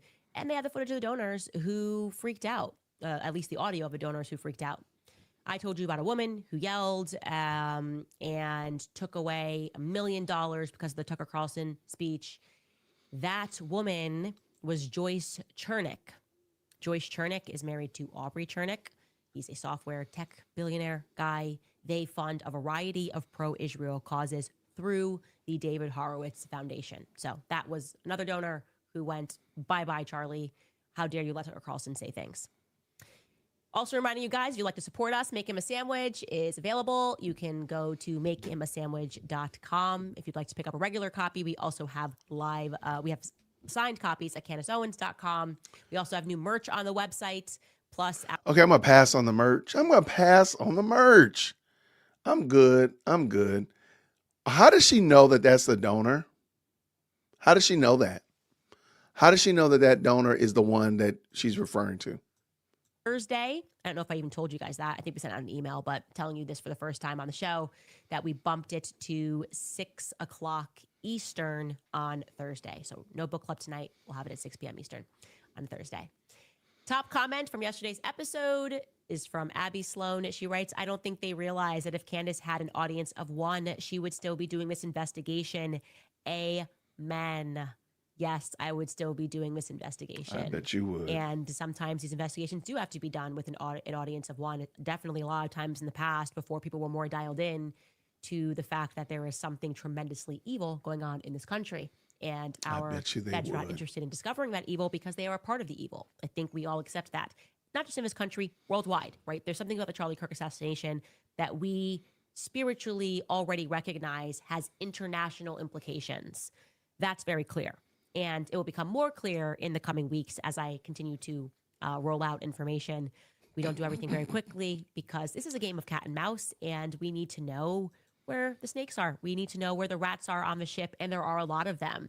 And we are getting closer. I think I can confirm to you guys that there is mass panic over this show.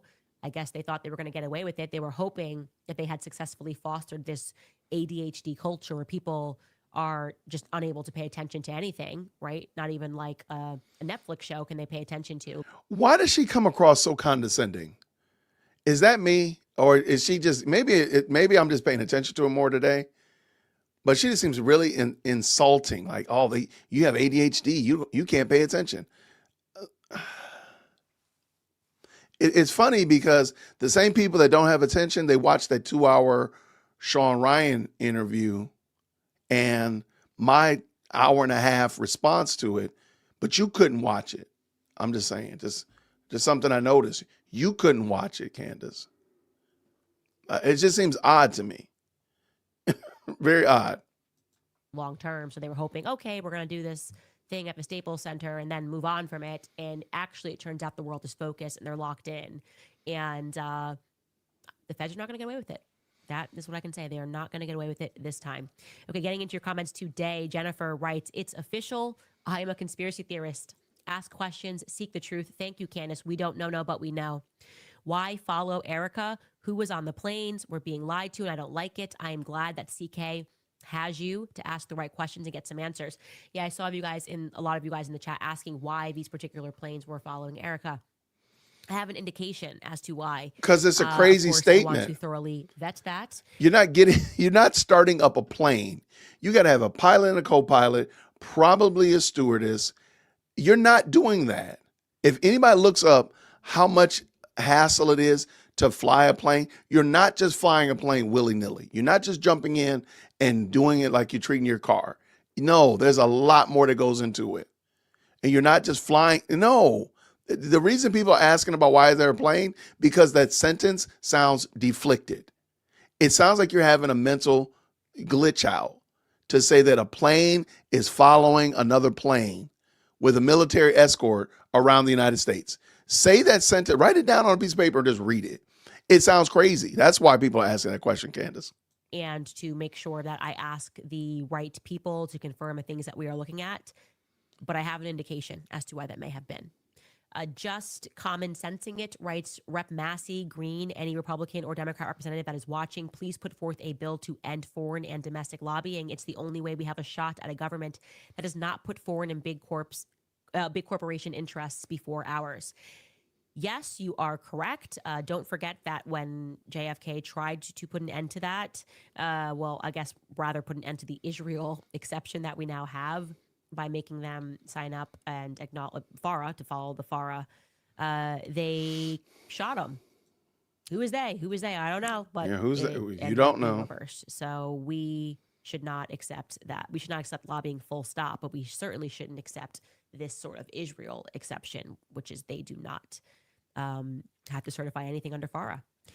Obsessed Sports writes, if the planes are truly from the Egyptian government, would that mean their passengers and cargo would have diplomatic immunity and allow them to do illicit activities, espionage, weapons, trafficking, etc., without much oversight?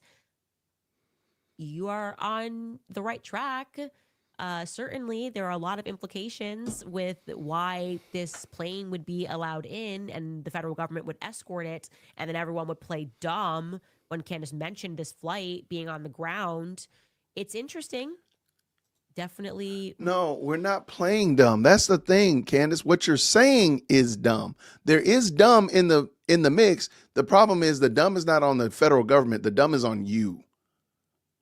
And you're not willing to accept what you're saying, what you're positing is logical questioning is actually insane. That's what you're not accepting. More questions than answers, but we will have answers for you guys.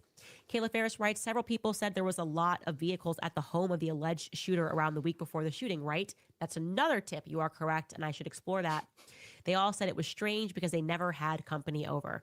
You are absolutely correct, and I can try to hunt that down and see what I come up with for you guys tomorrow. Renee writes, talk to the neighbors. They were complaining about many cars parked at that residence. Possibly Ring cameras will show the footage of those vehicles. I would imagine Cash has taken everything. They were making sure that they had secured everything under the guise of trying to discover who murdered Charlie. Obviously, they were cleaning things up, but we can try. If you guys have footage, that would be great. Again, we want to see the days leading up. So relevant time frame would be from 9/4 up until 9/10, looking for these vehicles, these 5 vehicles that we have now shown you. L. Hodges writes, I find it insane how influencers, Tim Pool, were speaking up against you regarding Turning Point USA and you no longer being invited to AmFest. Apparently he said something hurtful and they said he can't go. Weird. I am not following what Tim Pool has been saying. I know that he was he always kind of throws shade about me investigating things. I did see a clip on X that when we started this investigation of him saying people were doing it for clicks, which is just, I have no response to that. It's just, I can't think of more things that were done for clicks and for money than selling t-shirts of what he died in, making $70 million. I have not sold anything with Charlie's face or Charlie's name. I have kept up my job, which was always investigating, as I've been doing this entire year, the last 2 years. Authentically Magnetic writes, wild how Candace stays 10 steps ahead while everyone else is still reacting to yesterday's news. And I can't win with these people. They say I have no proof, and I present proof, and they accuse me of doxing. They say I have no proof, and then I drop the text messages, and they're like, "How dare you share the private text messages?" No. It's the fact that the text messages are fake, and you just doxed. What was the purpose of giving license plate numbers for rental cars? Like realistically, what's the purpose of that? You haven't shown us how you got that information. That's the most important thing. I could literally walk down the street to a rental car company, grab 5 license plate numbers and say that these people were doing something. They were there at Utah. Who could prove me wrong? It's where did you get the information from, Candace? That's what the question is. And I think she knows that. They're just lying. They are lying, and I am telling the truth. That's it. That's what's happening right now. But you're not showing the truth. You're saying something, and you're saying that what you're saying is true. I am saying something, and what I'm saying is true. Or however I said that. Nobody can prove me wrong. Nobody can prove you wrong, Candace, because you haven't given any evidence to the fact. Twins versus Twins writes, can we get a book that is not signed? Yes, make him a sandwich. Candaspiracy.com has the unsigned books. Make him a sandwich. Write in the chat if you really .com think she has the makes her husband a unsigned sandwich. Books. Hope that helps you out. And you guys, thank you. Again, we're working on a very, very big lead tomorrow. Of but I course, she's believe that we always should be- working on a big lead. She's always working on a big lead. Every day is a bigger lead. Somebody said, why does she get an epiphany every day? I don't know. That's probably what we're talking about. The chief refused to return Brian's calls. What a coward. Shout out to Captain Jax. Thank you for the $10 super. And you're 100% correct. Like, what is Brian supposed to be doing if the person who's supposed to be protecting them didn't do what their job was? Eliza says this, why she don't talk about the PDFs in her faith. I don't know. I don't know. But again, Calvary Chapel catching shade. Every day we turn on this camera, Calvary Chapel catching shade. But, hey, hey, Vatican City, y'all got some shade to catch too. Shout out to JD says this, hey, I'm done. I can't anymore. And he actually said, well, did I see earlier you said you're in a Calvary Chapel, I believe. Shout out to y'all, man. Hey, shout out to Calvary Chapel. And again, that's just, first of all, that's mad reckless because not every church that says Calvary in their name is a member of Calvary Chapel. Not every church that's in Calvary Chapel affiliation has Calvary in their name. So, I mean, there's just a lot of problems with the way her investigative journalism is hot trash. Melanie, thank you so much. No question, no comment, just pure love of the game. Thank you so much for the $5 super. I appreciate you, Melanie. Thank you so much. Fandom comes back around. There's a video of Charlie saying he is a proud evangelical Christian 2 minutes before being shot. She is dumb and needs to be quiet. You know what? I'm looking for that Phantom. I think you've sent that to me. If you could you send that to me again? And if you did send it to me, or if you didn't already send it to me, can you send it to me now? Just give me the 2-minute clip. I'd like to see that. I believe you, but I just want to see it. Mo the Goat comes around with the 10, says this. Then out, I guess you mean calling out the donors was right to be against Tucker and Candace, not our anti-Semitic, anti-Israel. So if they are what you come about, why giving money to anyone related to them? I think that's a great question. I think what you're saying, Mo, is that then the donors are not wrong for calling out Turning Point. If they're going to have Candace and Tucker on stage, why should they donate if they have Tucker on stage? Tucker disagrees with the viewpoint that the donors have. The donors have the right to take their money wherever they want to go. And I thank you for the $10 super. And he also says this, no, how she uses spirituality is manipulation. I agree. No argument for me at all. Fantastic call out. Again, Mo says, sorry, my prior comment is a mess. Don't worry about it, brother. Thank you so much for the $2 super. I appreciate y'all. Y'all, real quick, I am supposed to be doing my book discussion, and then I'm supposed to be helping Chief Executive Secondborn with her computer. So I got to get ready to get out of here. I do want to say that tomorrow is Wednesday. We'll be back at this again. I think we have a full plate tomorrow, so we'll come back. We'll jump on Candace again and have another fun time and see what happens. Y'all, I want to say thank you to all of you all who jumped into the best live chat on the internet. Thank you so much to my vertical as well as my landscape people. Hopefully y'all like that. We're going to jump into it again tomorrow. Thank y'all so much to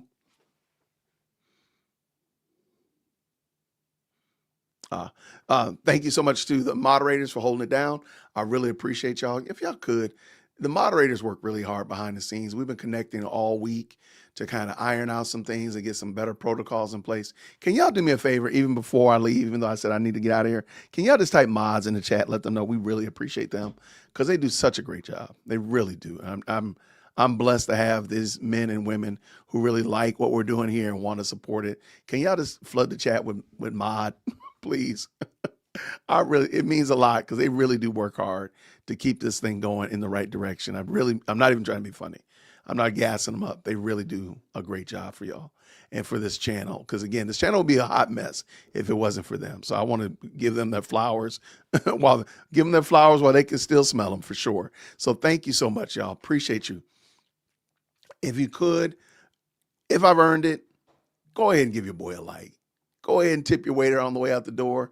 If you did like this channel, you've been checking me out, seeing what's going on, hey, go ahead and subscribe. hit the bell notification, all that kind of good jazz.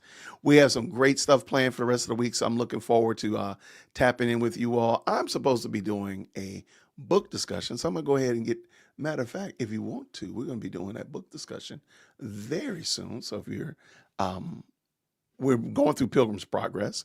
Let me go ahead and drop that link real quick as well and make sure that we, bada boom, bada bing, got it right here. It's right here. Perfect. All right, everybody, I got to get over here and check out my people. So, did not grab that link. I grabbed the AmFest link. That's crazy. All right, I'll see y'all over there in the book discussion in a moment. Let me talk about Pilgrim's Progress. Everybody have a fantastic night. Thank you so much. I appreciate y'all. Until next time, grace and peace. Thank you so much for tuning in to another episode of the Jay Witt Podcast. If you enjoyed today's show, please do me a favor and hit me up with that 3-piece special. Like the video, subscribe, and of course, share it with somebody who would also enjoy this type of content. And make sure you leave a comment because I do pin the best comments to the top. So thank you so much for tuning in today. And until next time, everybody, grace and peace.